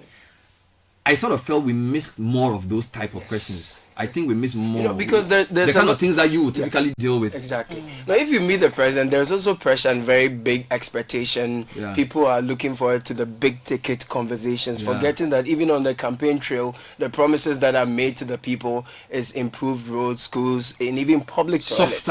Those issues that people can feel. And I felt that when the president said that he was happy that the economic transformation was not only being felt in figures, but people were feeling it in their pockets. So bringing the conversation home to you, sort of. So perhaps to bring it to get that better, when the president maybe goes to events, town hall meetings at the regions and all, those could come. But at the national level, the way we saw it, yes, it will be difficult. Even if I were a journalist, I went to ask about a question like that, that is closer, I might be feeling somewhere. So unless the issue can be nationalized, and I think the lady did a very good job in the way she sort of contextualized, picked a topic which you consider to be like is not a hard topic, but she raised it to a national level, because there are lots of things like that we did. I also felt that maybe there should be a regional opportunity, because the regional correspondents brought a different flavor to the program. Do you understand? So somebody asked about stadium in Upper East region. There was a question about the security in the north, and there was a question about roads. I feel like sometimes the regional people don't get a fair chance like we in Accra. So maybe going forward, the fellas can consider a version where people who are from the region, because the Accra people are a lot. Yes. And they are from national media houses. And just to but add, if you did a version for regional level media who would also deal with some of the key issues that surround their region, just tie it to the president's tours. Usually when he goes to the regions, he will pay a courtesy call on the chiefs and all. How about meeting the journalists in the region along that, so that we don't have to repeat meet the press in the... Because there was a place where an Upper East guy, two of them had risen to ask questions. Great question around the Polugu Dam, and the other one about lack of stadium. But you could see that a lot of regional guys who came were not even given the chance, and then there was also guys who came on Zoom. So maybe I agree with you that maybe we need to do more in different formats. So you can do a northern version, do a middle belt version, do Johnson, so that you can give other media people the chance to, for example, if you do Volta, O2 and Eastern together. And the journalists come together and start asking about specific issues to do with the Volta. I think it will be more deep. I mean, was there a question on sanitation, for example? Good. It didn't come out. So that's what I'm saying, that your kind of questions, you are strong on transport, you are strong on built environment, you are strong on sanitation. A lot of that didn't come out yesterday because don't forget, this is the first year of the president. Usually these matters start calcifying within the middle of the term. Exactly. So there isn't a lot to chew on. So maybe that's why, but I agree that the format can be improved. And I like the regional correspondents and what they brought to the table. Honestly, I feel like if I will be happy to listen to regional correspondents questioning the president, because they come from a very different angle. The Haruna guy was amazing. I mean, you see, I would say that, look, the best approach, in my respectful view, would be that the president should make himself available for solid, hard-hitting interview. Appear on the Citi Breakfast Show. Appear on Point of View. You understand? Yeah, so that we can go further. Yes, that will bring more thoroughness. Because I believe so too. Elsewhere, journalists would have even shared the questions themselves. They say that, look, no, hold on, I'm just saying that look, I'm going to go for this. You are at liberty to ask a follow-up question. When you're asking the follow-up question, this is how you go about it. We did. You did that. Me, Sanda, Samson Ayenini, we tried. The chance didn't come. You didn't get selection well. We did. We wrote questions. We planned it. It will shock you that even the question I asked was not in the original list of questions I was supposed to ask. Okay. Because we had written about 6 questions. Mm-hmm. All right. The Galamsey question was asked in different ways. It didn't come up. There was even a question on National Cathedral that we couldn't really frame properly. There was a question of abandoned project that the chance didn't come. So by the time I got my chance, the only space was for that type of question. Do you understand? If I had been called first, I would have asked a Galamsey question. If I had been called in the second round, I would have asked a different question. Yeah. So by the time it was like, Charlie, the thing is finished. You know, the thing, I'm not seeing you. So I was even in discussion with other people about how to follow up. So the truth is that an interview is the best, or not even the best. It's also it's a good add-on. A good add-on. Yeah. A good add-on. This is also good because this also, for a country like Ghana with a lot of media houses, it gives a chance for people to be seen, and I think it's good in its own right. But in addition, do interview, and also I also think that the regional versions are very useful because it brings him closer to the people in a way. And I can come. Some of the hardest working journalists I know don't live in Accra. Okay, and they take a lot of risk and do a lot of work. Not all of them can come to Accra to meet the president, but I feel like if he goes to say Upper East, and that's one. All right, that's one in Bono, Ashanti. That's one in Western Central. It will really be useful because the journalists there would also get confidence, and then they would also let him see clearly what's happening on the ground there. Because sometimes our presidents are as good as their briefings. And you've done this work long enough to know that sometimes the briefings don't give the full picture. And you may be worried about the level of the answer and say, can he not see this? It's possible because maybe he's not getting the briefing the way it ought to be. So, look, great program all in all. I want to move forward to read some quick messages, Caleb, and then I'll bring Prof. I just want to do. Where is he? I want to ask him a few quick questions. He's enjoying himself around. Professor William Babatin taught me economics at the university. He's now the vice chancellor of the Methodist University College. Congratulations to him. Big man. I just want to ask him a few questions around before his actual interview. No. It's part of the interview. I had him on TV a couple of days ago discussing the economy, and I just wanted to ask him a few questions about, as a non-journalist, watching us, listening to the president, and also from an economic point of view, does he agree with what we are? I'm really interested in knowing whether Parliament is not in session here. No. Perhaps that is why.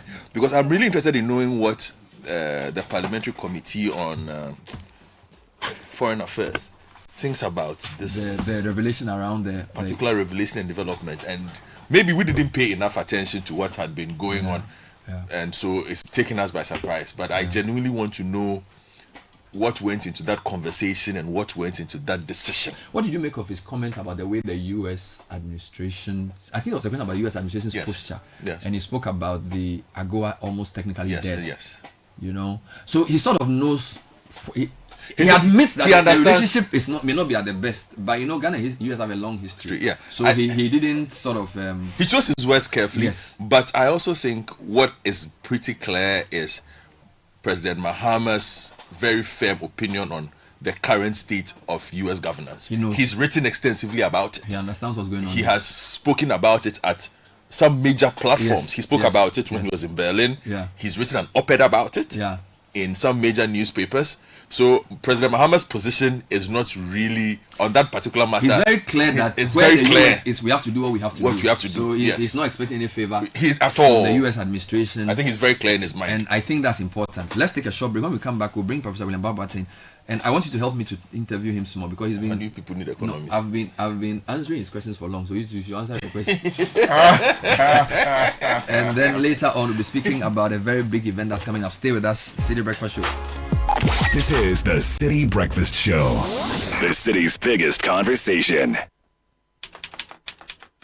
If you know these sounds, you didn't just live through the 90s, you lived the experience. Back then, connection took minutes. Today, it takes a blink. You express yourself with memes. You hold video calls across continents. You say hey to an AI who responds, "Hello, Kwame." You order rides, dinner, and dreams all from the palm of your hand. A lot has changed, so have we. For over 3 decades, EcoBank has evolved with you, leading digital banking in Ghana and across 33 African countries, pioneering solutions built around how you live, move, and dream today. From our express points to EcoBank Pay, online banking, and the mobile app, we are where you are. Here for today, ready for tomorrow. Now, that's change, powered by EcoBank. EcoBank, a better way to bank your way. EcoBank, the Pan-African Bank. Do you know what that is? It's the sound of me looking into my Nido 23 grams promo sachet for a code so I can win in the Nido Opa Tampamo promo. Yes, the promo is back again. Bigger and better. Become one of the 5 lucky winners of a fully paid family getaway in Nido's Opa Tampamo promo. Look inside your Nido 23 gram promo sachet for a code and dial *380*11# and follow the prompts for a chance to win big at Dipa Shemwampa. Nido, your love, their future. This advert is FDA approved. This promo is regulated by the NLA on the Caritas Lottery platform. T's and C's apply. Luckiest everywhere for everyone. Yeah. This year is going to be sweet. I don't just feel it, I know it, because the Luckiest Season 3 is back. And I'm about to show you how to grab your golden ticket. Just dial *712# and follow the prompts to purchase your ticket. Or go to theluckiestafrica.com, hit community tickets, and pick your lucky number. Or let the system do its magic.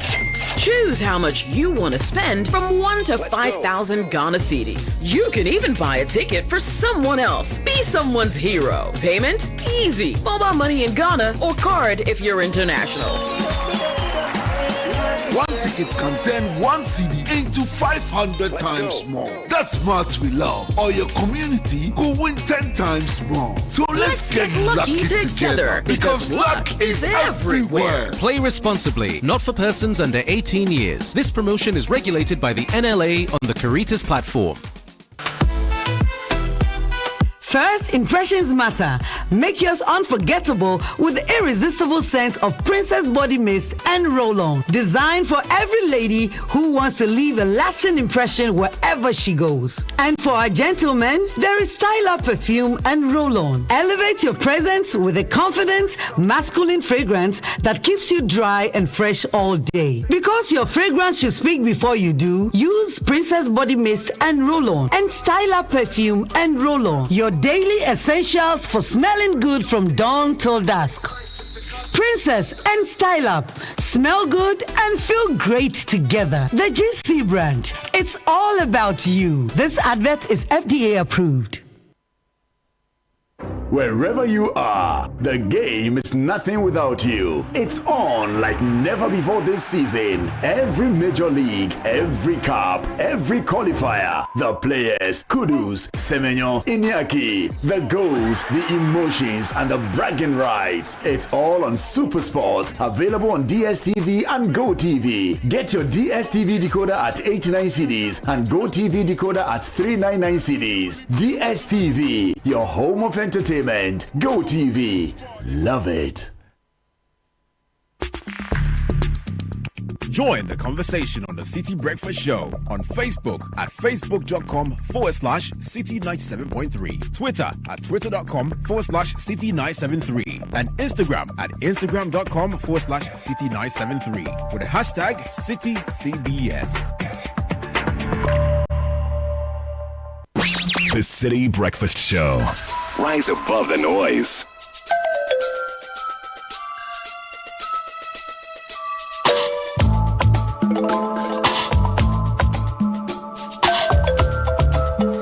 Minutes after 9, still on Citi Breakfast Show.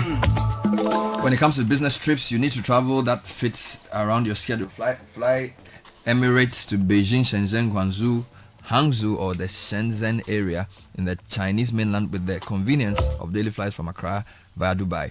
On board, you can relax in comfort with world-class hospitality, explore up to 6,500 channels of entertainment, and stay connected with free Wi-Fi. Get more from your business travel with Emirates, your gateway to the Chinese mainland. Fly Emirates, fly better. Right, so Caveman Watches, Ghana's first watchmaking brand, is reintroducing its iconic masterpiece, the Blue Volta, for watch enthusiasts and style lovers who appreciate timeless elegance. From now to October 2025, make a bold style statement or celebrate a loved one with a customized Blue Volta timepiece and enjoy an exclusive 7% discount as part of this special reintroduction leading up to our 7th anniversary using the code BV725. Visit cavemanwatches.com or our showroom in East Legon and Nigerian Ghana in Accra to purchase. For inquiries, please call or WhatsApp 055-751-6744. Caveman Watches, be remembered. Now imagine a future where every bridge connects more than roads, connects people, communities and opportunities. Every building stands tall, a symbol of progress and possibility, where every investment plants the seeds of possibility for generations to come. Now that future begins at Expo 2025.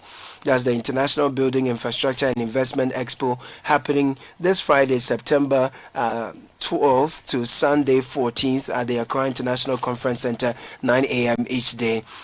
Our theme is building resilient infrastructure for sustainable growth and regional integration. IBEXPO 2025. It will bring together all the people who matter. Register at www.ibixpo.com. It's organized by the Image Consortium Group in partnership with Global Africino, with support from the Ministry of Works and Housing and Water Resources, as well as the Ghana Infrastructure Investment Fund. We'll be speaking to them later on this morning. In studio, I have Professor William Babwateng, who is Professor of Economics, is now the Vice Chancellor of the Methodist University College. And Prof, welcome to the show. Good morning. How are you doing? Good morning. Let me correct you. It's Methodist University Ghana. Oh, it's no longer a college. Okay. I said University College. So you have charter? You've had charter for a while? Charter, yeah. I see. Now, but how are you doing? And what's your... first, let me start with what we did yesterday. What did you make of the press event yesterday?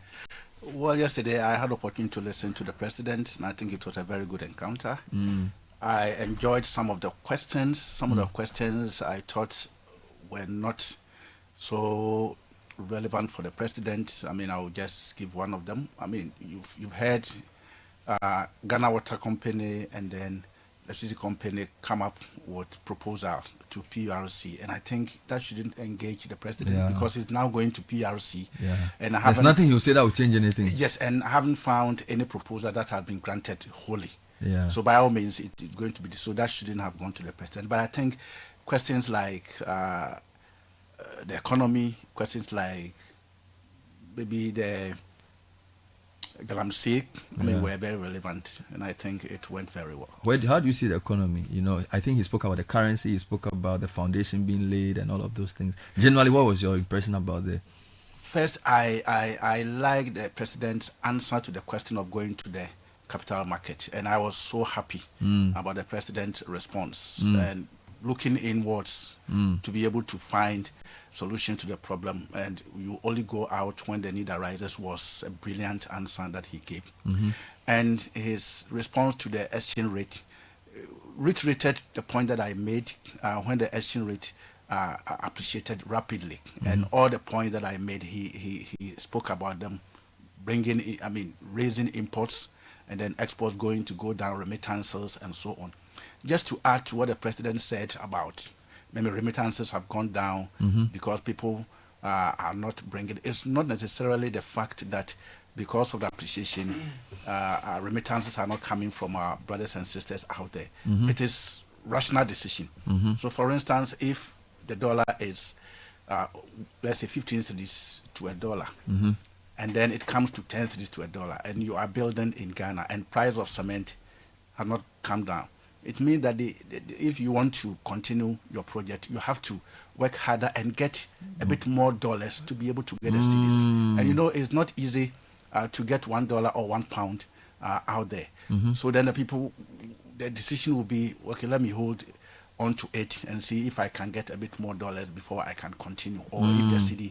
So that's the rational part of it. But the good thing is that if the president vision or aim is to ensure that the cedi will not depreciate beyond 5%, then that is excellent. Mm. What is 5? Now we are about 12. What is 5% of 12? We are talking about 60 pesos. Mhm. So if the CD hovers around 60 pesos or thereabout, then it is same as stability. Mm. And if we are able to work around that, then that is what all of us are looking. You said on the TV show that you generally think that the foundation for the economy is okay. I think when I asked you, you didn't want to rate the economy. I think when I pressed you, you said it is good or something. You said, what did you say?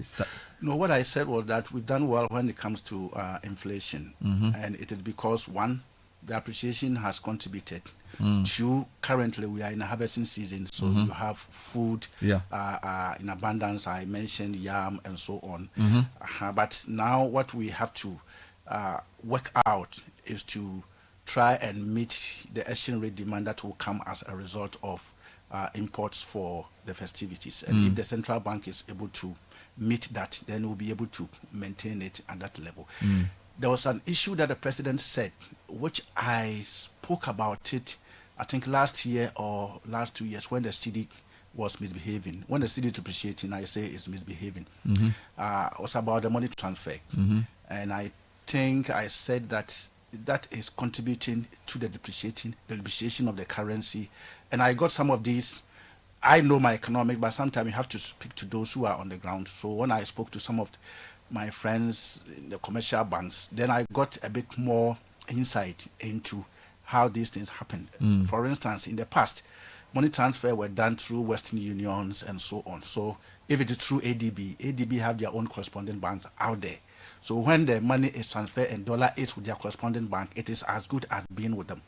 But now we have these fintech agencies doing that. So when the money goes there, what happens, and that's what I was told at the time, that when they get the dollar, they come and they auction to the banks. So it means that the one who will give them the higher price will then go. Then it also pushes the exchange rate up. And I think I drew attention of some of my colleagues at Central Bank that they have to look at that because the money may not get there.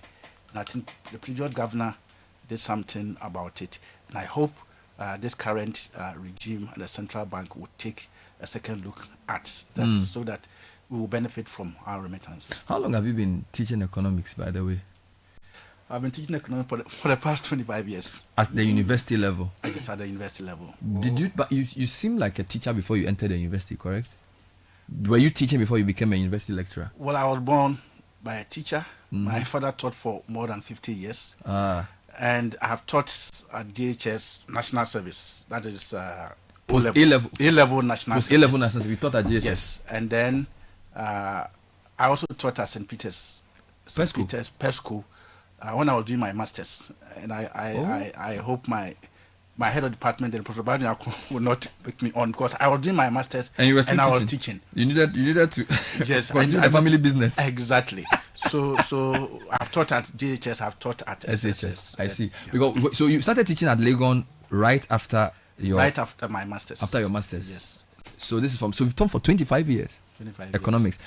In the past, we used to refer to you as a labor economist, but that's not correct, right? You're actually an economist. You just so happen to have taught me labor economics, and I started putting you on here as a labor economist, and it's stuck. Or is that what it is? Yes, I am an economist first and foremost. Many people, my colleagues, don't know that I'm better in macro.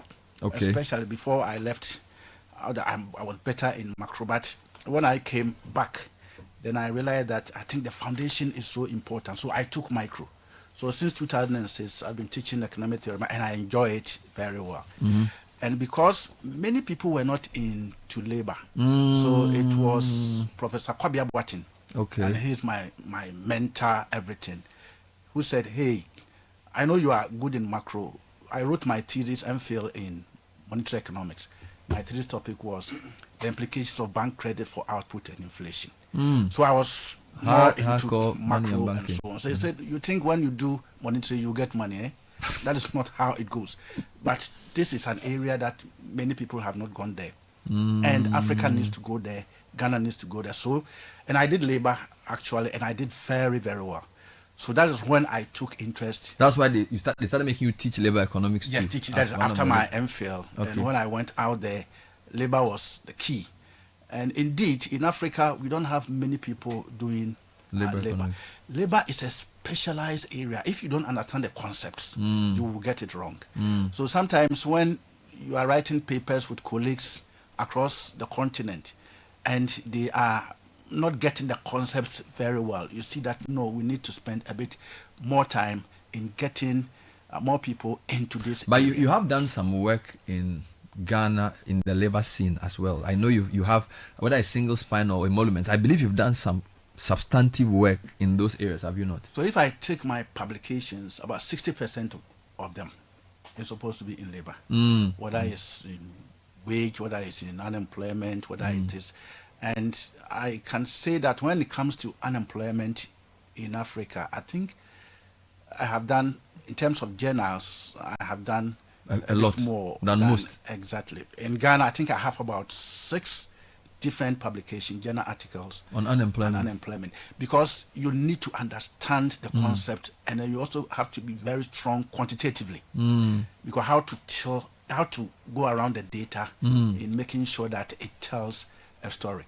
One of my papers that was published in African Development Review was that many papers on unemployment in Africa were looking at the supply side, but I looked at Ghana's data and I was able to pick out something on the demand side for a cross-sectional study, because for a cross-sectional study it's become very difficult to capture the demand side, and I did. And when I did, the paper was accepted. And I think I have used that one to tell a story about how we can generate employment in Ghana by looking at both the demand and supply. So in 25 years, you've risen through the ranks. I think the last time I checked, before this new appointment, you were the head of Department of Economics. You've handed that over, and now you've become a vice chancellor. That's amazing. Tell me about that. Well, so I handed over as head of department last year. And then after 4 years? After 6 years. 6 years? Yes, okay. So from 2018 to 2024. Wow. And I'm a Methodist, first and foremost. Okay. Yes, I'm a Methodist through and through. I drink, I eat, I do everything Methodist. A methodical Methodist. So when it was advertised, I said, okay, let me try my hands, and I tried. Did they say that qualification criteria you must be Methodist? No. Or Methodist preferred? Not at all. So I just said, let me try and see if I can go and help. Okay. And here I find myself as the vice chancellor of Methodist University Ghana. The university is 25 years. Okay. Now, so we are having a number of activities. This Saturday we are going to have a float from Kwame Nkrumah Circle to our campus in Dansoman. By the way, Methodist University has 3 campuses. So we have Dansoman, which is where... Is that Akuko Photo? Is that the area? I don't know Dansoman much, but... I think it's Akuko Photo. Yes, we share wall with Wesley Grammar. I think it's Akuko Photo. Wesley Grammar. So that is where the administration is. And we have Wenchi, where we have programs in Greek, we have nursing, and many other programs. But there's also a Tema version, right? A Tema version where we do our MBAs. It's next to Medas. Yes. Methodist Day. So that whole area is for you guys. Because there's a church there, Medas, and then Methodist University. Yes, so that is where. So what are your areas of specialization as a university? What are the courses that you do? Well, currently our strength lies in business and also nursing.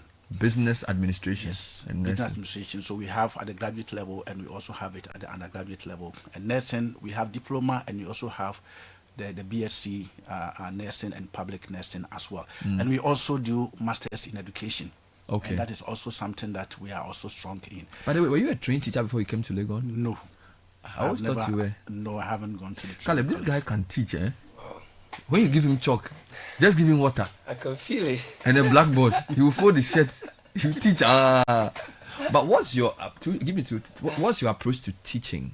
You know, universities are tough because a lot of people want to publish, and a lot of my friends who are lecturers, particularly in the Western world, they don't care so much about teaching. They feel like it's the research that gives them the promotions. So a lot of people see teaching as a nuisance. Indeed. But I get a sense that you like teaching. In addition to all the research you do, which is really great, you still like teaching.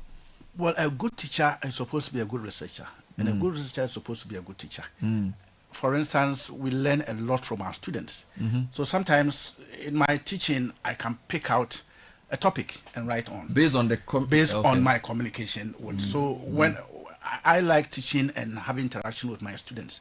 So if students don't ask me questions, I feel uncomfortable. But my main philosophy in teaching is to get the student participate and get the student satisfied. So when I teach after the class, from my classroom to my office, I think about what I taught. Whether I taught it well, did they get it? Did I focus more on the brilliant ones and left those down there? So I think about it. And when I go, then I learn how I will correct it when I come to the following lecture. And when I'm going to teach a very difficult topic, I don't know how it comes, but I can crack jokes. I can dance in class. Wow. Especially I want to catch the attention of the students so that everybody participates. And in my exam too, I just want the students to think. So normally when a policy comes, I can still use it to bring a question for the students to answer. So if you're a student of this, you must be current. Because I know I was a media guy, so usually it's better to know what's happening in the system, because he always wants you to relate to national issues. So like unemployment, if there's a big discussion about, say, one of the youth employment programs, there will be some question there. That's an interesting way to train. So you always have to be aware of what's happening so that you can apply the knowledge. And I also put myself in the students' shoes, especially those of us who came from a very humble beginning. So I know when I'm teaching, I know that there may be some students who did not even have money to buy food. So I have to have them in mind, as well as those who are also from affluent homes. So I know that if I'm able to impact knowledge into the students, impart knowledge in the students, and I'm able to get maybe somebody who is also coming from a very humble beginning, and he's able to rise up and become the breadwinner of his family, maybe God can look at that and consider me in heaven. Let's talk about your leadership approach as you now head this university. So you were head of department at economics, now you're going to be head of university. That's a major. What's your approach to leadership? Tell me a bit about your leadership philosophy. My approach to leadership is to take everybody on board, get everybody involved, be nice to everybody, open door approach. I'm not somebody who will say that before you come to my office, you have to book an appointment. No. You can come to my office to discuss any problem with me. My leadership is to bring everybody on board, get everybody involved, participate. Let's create together and benefit together. What I don't like is where you have somebody trying to cut corners, and that one irritates me a lot. So, for instance, I expect that my colleagues in the university will focus more on the students, because the students are the most important stakeholders as far as university education is concerned. I hate a situation where maybe colleagues take advantage of students, or even teaching assistants take advantage of students. I'll give you an example. I'm sure when you speak to some of my teaching assistants and so on, they will say, as for one button, you can't cut corners. Especially when I was appointed head of department, I picked one of the MPhil students, and he told me, well, when we heard that you are going to be the head of department, they said, hey, then we can't cut corners. Especially when you have a situation where a teaching assistant who is supposed to support the students is rather teaching and charging the students. That one, I will come at you. You'll be aggressive. I will come at you. And I had a situation where I got wind of it, and I called all of them and warned them, because you've been there, you have been picked as a national service person to support the students. When they have challenges, they will come to you to explain things to them. So if you also organize classes for them, then if I ask you to mark my assignment, it means that you are going to compromise.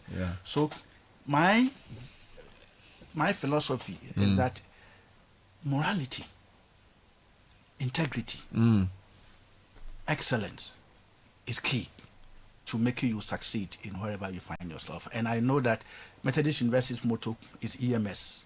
Because it's excellence, morality, and service. Amazing. So that is what actually guides me. So how long have you been given this appointment for? For a start, it's 4 years. So I'm going to be there till 2029. We wish you well. We'll talk to you again. And so the 25th anniversary begins this Saturday. No, we started having some activities. I think we have first public lecture, which was given by former Chief Justice Sophia Kufu at our Wesley Towers, that Methodist headquarters, Wesley Towers. I think that was somewhere in July. We've had some activities, but we have other activities lined up this Saturday. This Saturday is supposed to be a float. We have alumni homecoming that is coming up, and then many other activities that we have lined up. We have a book launch, as I said. We have put together a draft of the history of the university, and we will launch it for people to know where the university have come up. And I never knew that the university has produced a lot of people till I joined the university, and I know Citi FM will be a partner. Definitely. In getting the university contribute to the development of the nation. Professor William Babating is the newly minted VC of Methodist University, former head of Department Economics, University of Ghana, and a friend of the station, my own lecturer in labor economics. Thank you, Prof. Always good to see you. It's 9:35.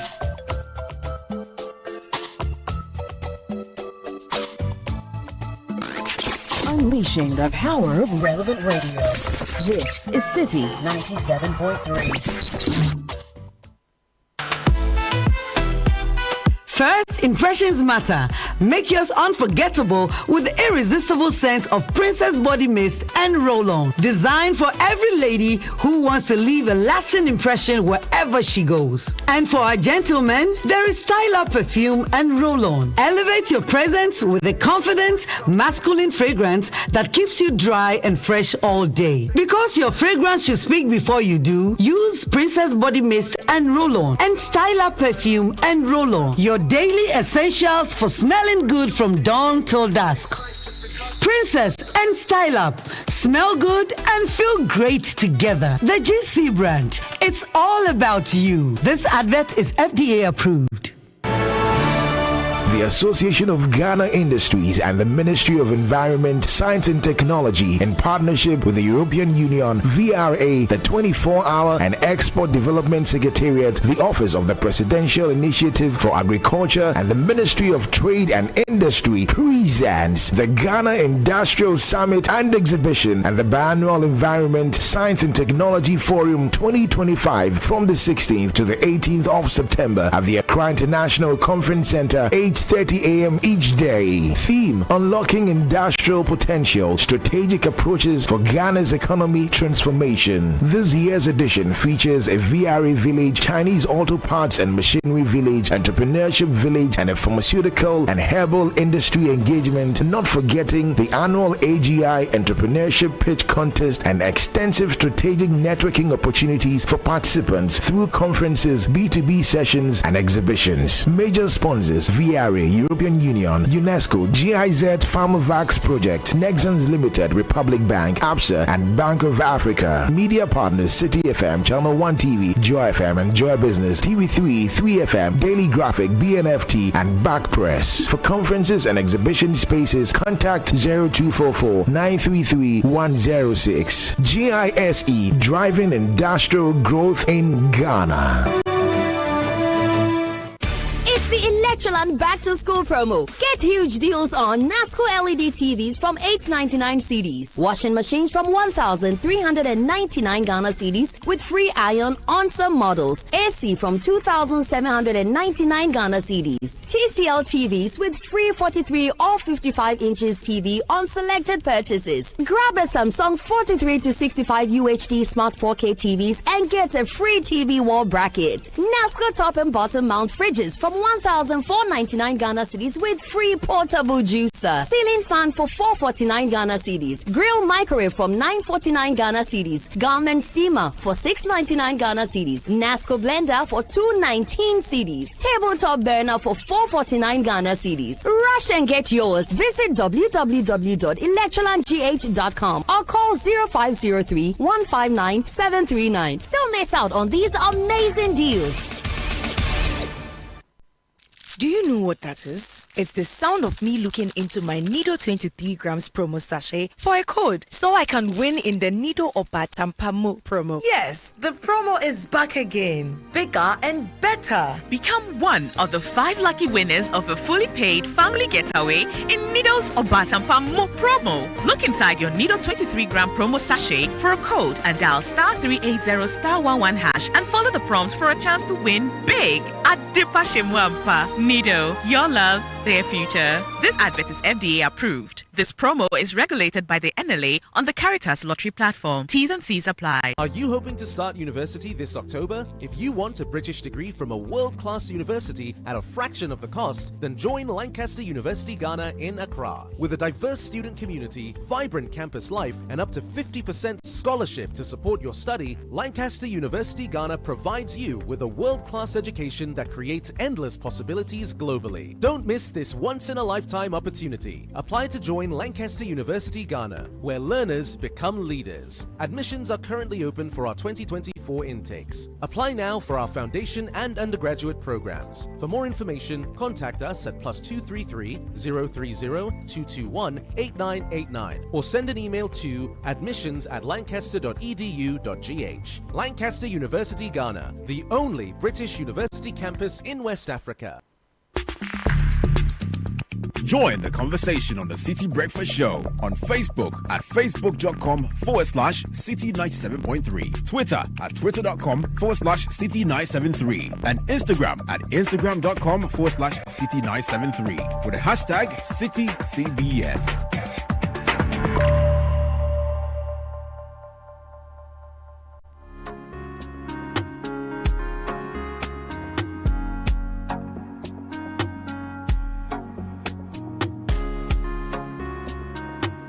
9:40 City Breakfast Show, the International Building Infrastructure and Investment Expo.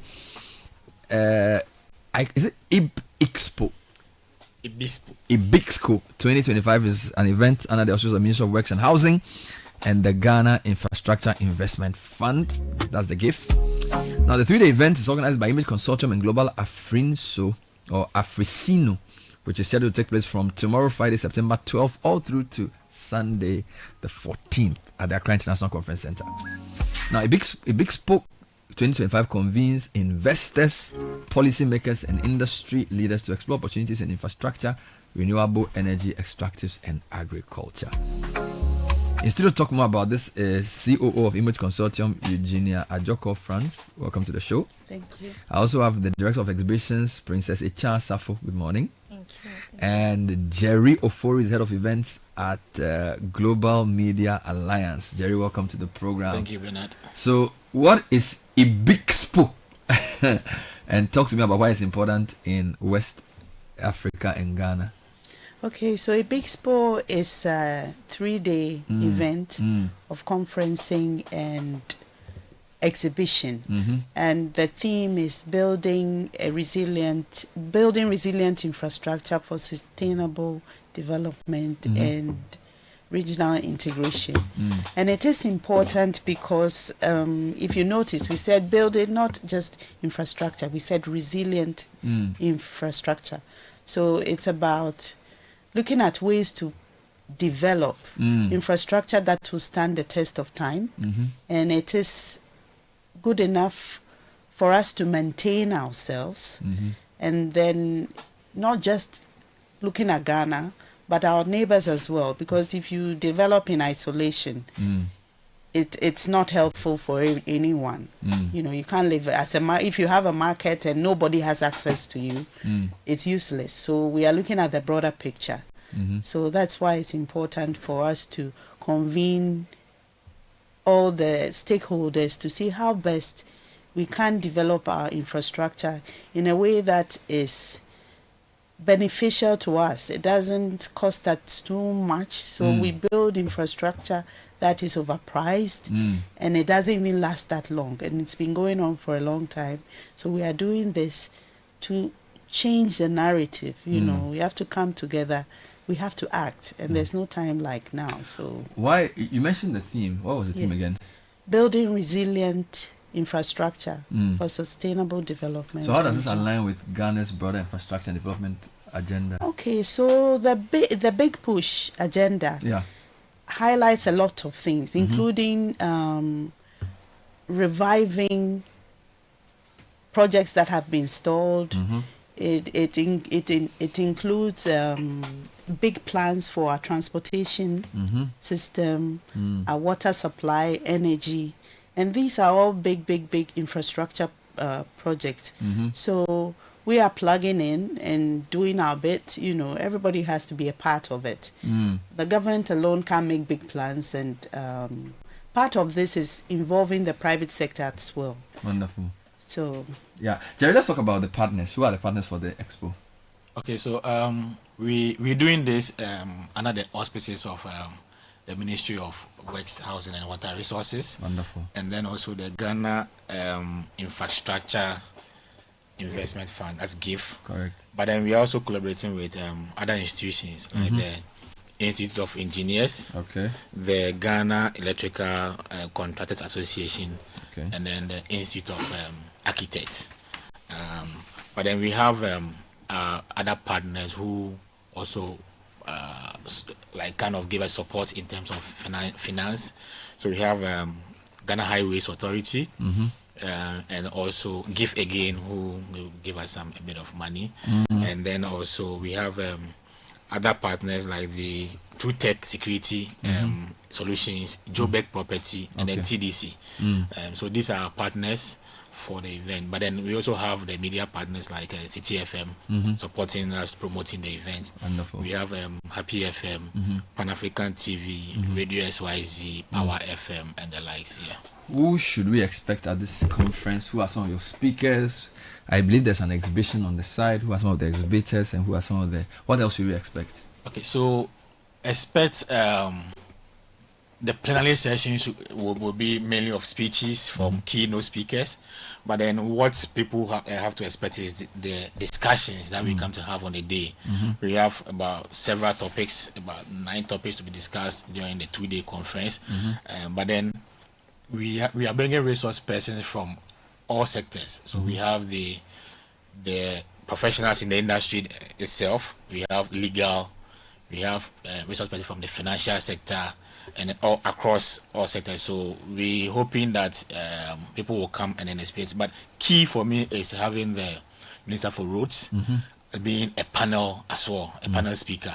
Because yes, he's very optimistic, or he's very happy to be part of it, because the topic that you see there, the very first topic, the ethics one, I actually came from him. Actually, he's more ethics of building. Yes, he's more passionate about how the attitude towards work. So he wants to be part of that panel, and we also have the VC of UPSA on that panel as well. So we have like big people, resource persons on the panel. Let's talk about the event program, and which exhibitors are we expecting, Princess? Thank you very much, and good morning to your listeners. So as my colleagues mentioned, it's a 3 days event. So on the first and second day, we have the exhibition and then the conference running alongside, and then on the third day, the exhibition continues. So on the first day, we have the opening ceremony, and then after the opening ceremony, we have the conference from 10 to 4 p.m. Then the conference continues the next day from 9 to 4 p.m. With the exhibitors, I don't know if I have time to let's go through the list. We have a lot of time. Yes, thank you. So go through. So with the exhibitors, we have True Tech Solutions, we have Enterplast, we have So For Me, we have Jobek Properties. Mostly in the building and construction Yes, area. the building and construction, the built industry, and also the real estate companies. We also have estate developers and the banks. So we have First National Bank as an exhibitor. Yeah, and some of them are wonderful. So beyond your list sharing, what else are you expecting to happen after this 3 days event? 3 days is a long time. Yes. To talk about building infrastructure and that type of thing. Yes. What are you expecting? So we're expecting to see tangible partnerships between local and international investors, government agencies, and industry players. So, I mean, I mentioned this yesterday.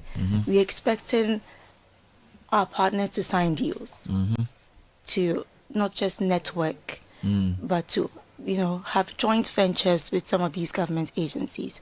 Okay. I mentioned that we have so many projects where we outsource people outside Ghana, but if you look through the list of exhibitors, most of these companies have the capacity to execute some of these big projects. So this is the time for you to visit an event like this, get to know the people behind the brands, and also, have some sort of partnerships, which ultimately helps with the growth of the economy. Wonderful. We're talking to friends from the Image Consortium and also Global Media Alliance. They are organizing the International Building and Investment Infrastructure Expo. It's called Expo 2025. Talk to me about what your final words are. Let me start with Eugenia. So you put this together, and hopefully it will be an annual event. What are your expectations? Like Princess mentioned, we expect people to come and renew business relationships and forge new ones. I always say that the exhibition, people always say, I can always go to the shop to see the brands, but this is a place where they're all sitting together. So you come and see new things, know what is on the market. It's a place to come and make plans, or even if you have plans, you can come and see what is available, what is even possible. So it's a place to come and explore all the possibilities and options you have, and take part in the conference, to come. And it's always good to learn, to know what is going on. I think that one thing too we are pushing is people should be a part of our community. You see a road being built, you don't even know how it is.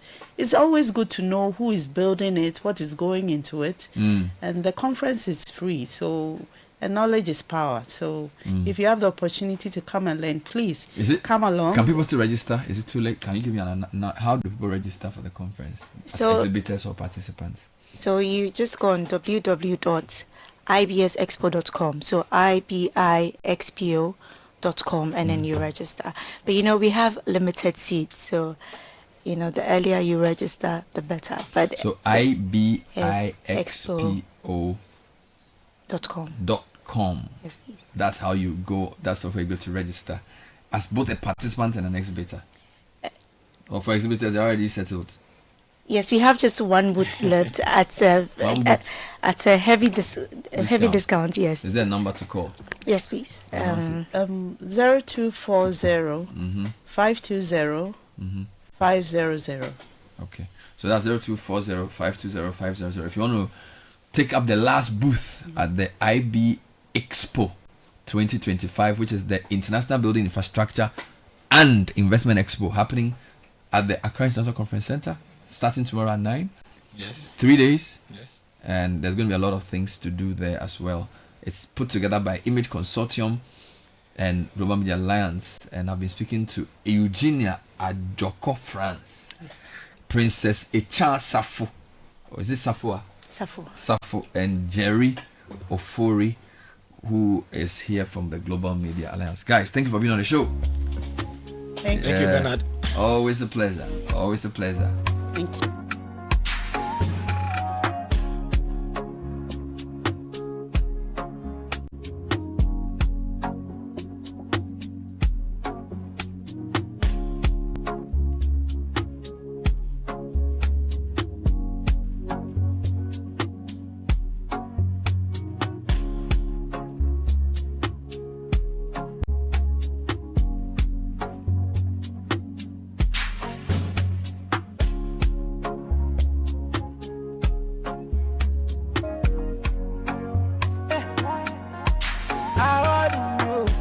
Stand up, do your thing. Don't worry, we are saying. Wele, Saba, who party? I found 3 months while I got it. Auntie, I'm afraid, send you a baby, I am sassy. Near to Shabby, I am sassy. At the same quantity, a GDN son. Take on the parents. I pass on me, them. The fire still burning. So over just your body. Soon you go pop champagne, I bad no. Machiliama, I want you. Very soon you go pop champagne, I bad no. Machiliama, I want you. Having another one.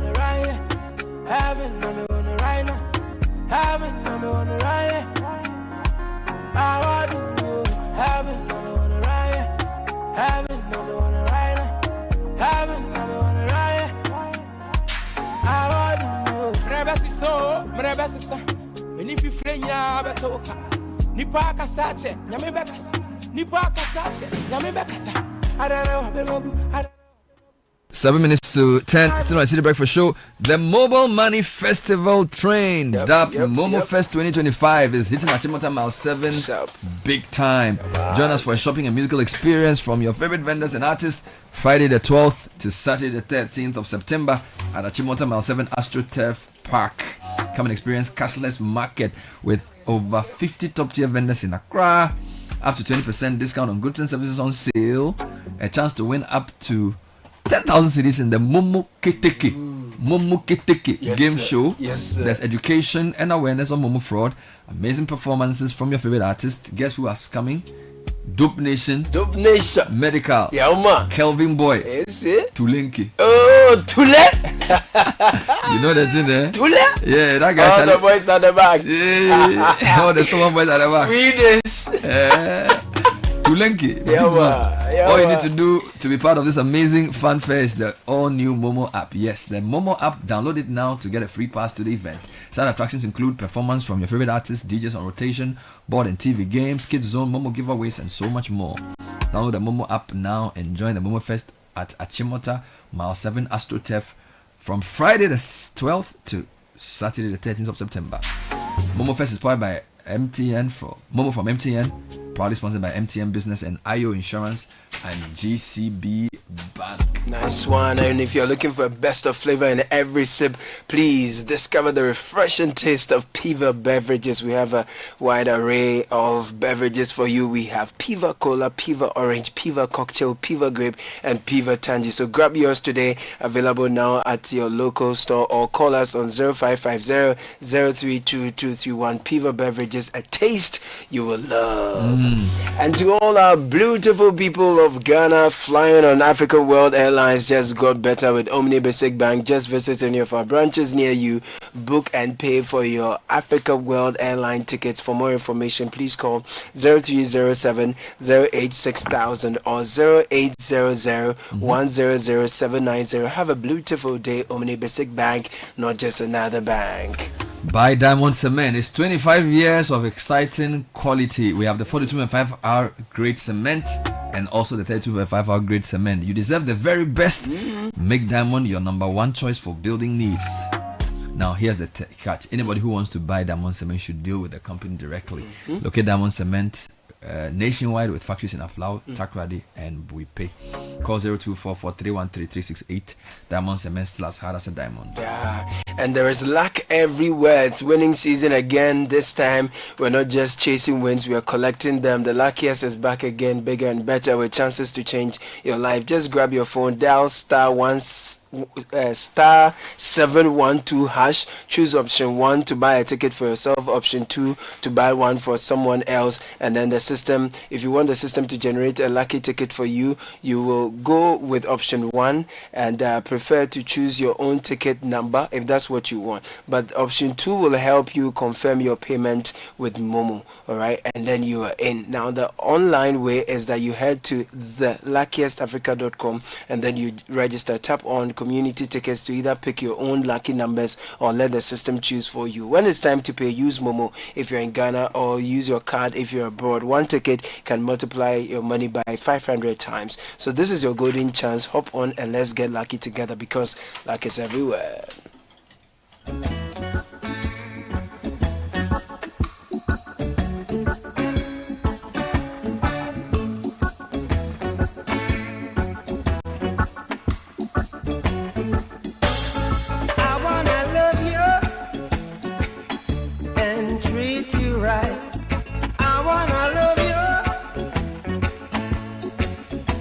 Every day and every night we'll be together, with the roof right over our heads. We'll share the shelter of my single bed. We'll share the same room, yeah. Put your provide a bread. Is this love? Is this love? Is this love? Is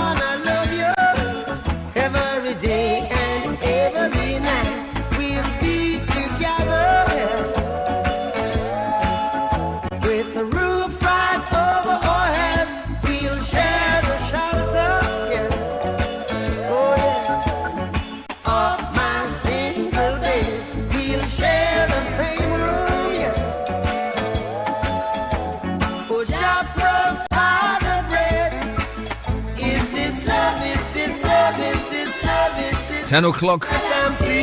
Yes, that's the question. Is this love? It better be. Yeah, man. Robert Nestamale. Bringing time to 10 o'clock. What a show. What a morning. Yes, I know. Yes, I know. Thank you so much for listening. My name is Bernard. I had the whole team here today. Caleb, Richard, and Kakra. We have Godfrey and Samens passing through with a few quick tips. I'm willing and able. So Shibara Bini is here with Citi News at 10. Shiba, good morning. Good morning, Bernard. Coming up, 1 dead, 3 police officers injured in chieftaincy clash in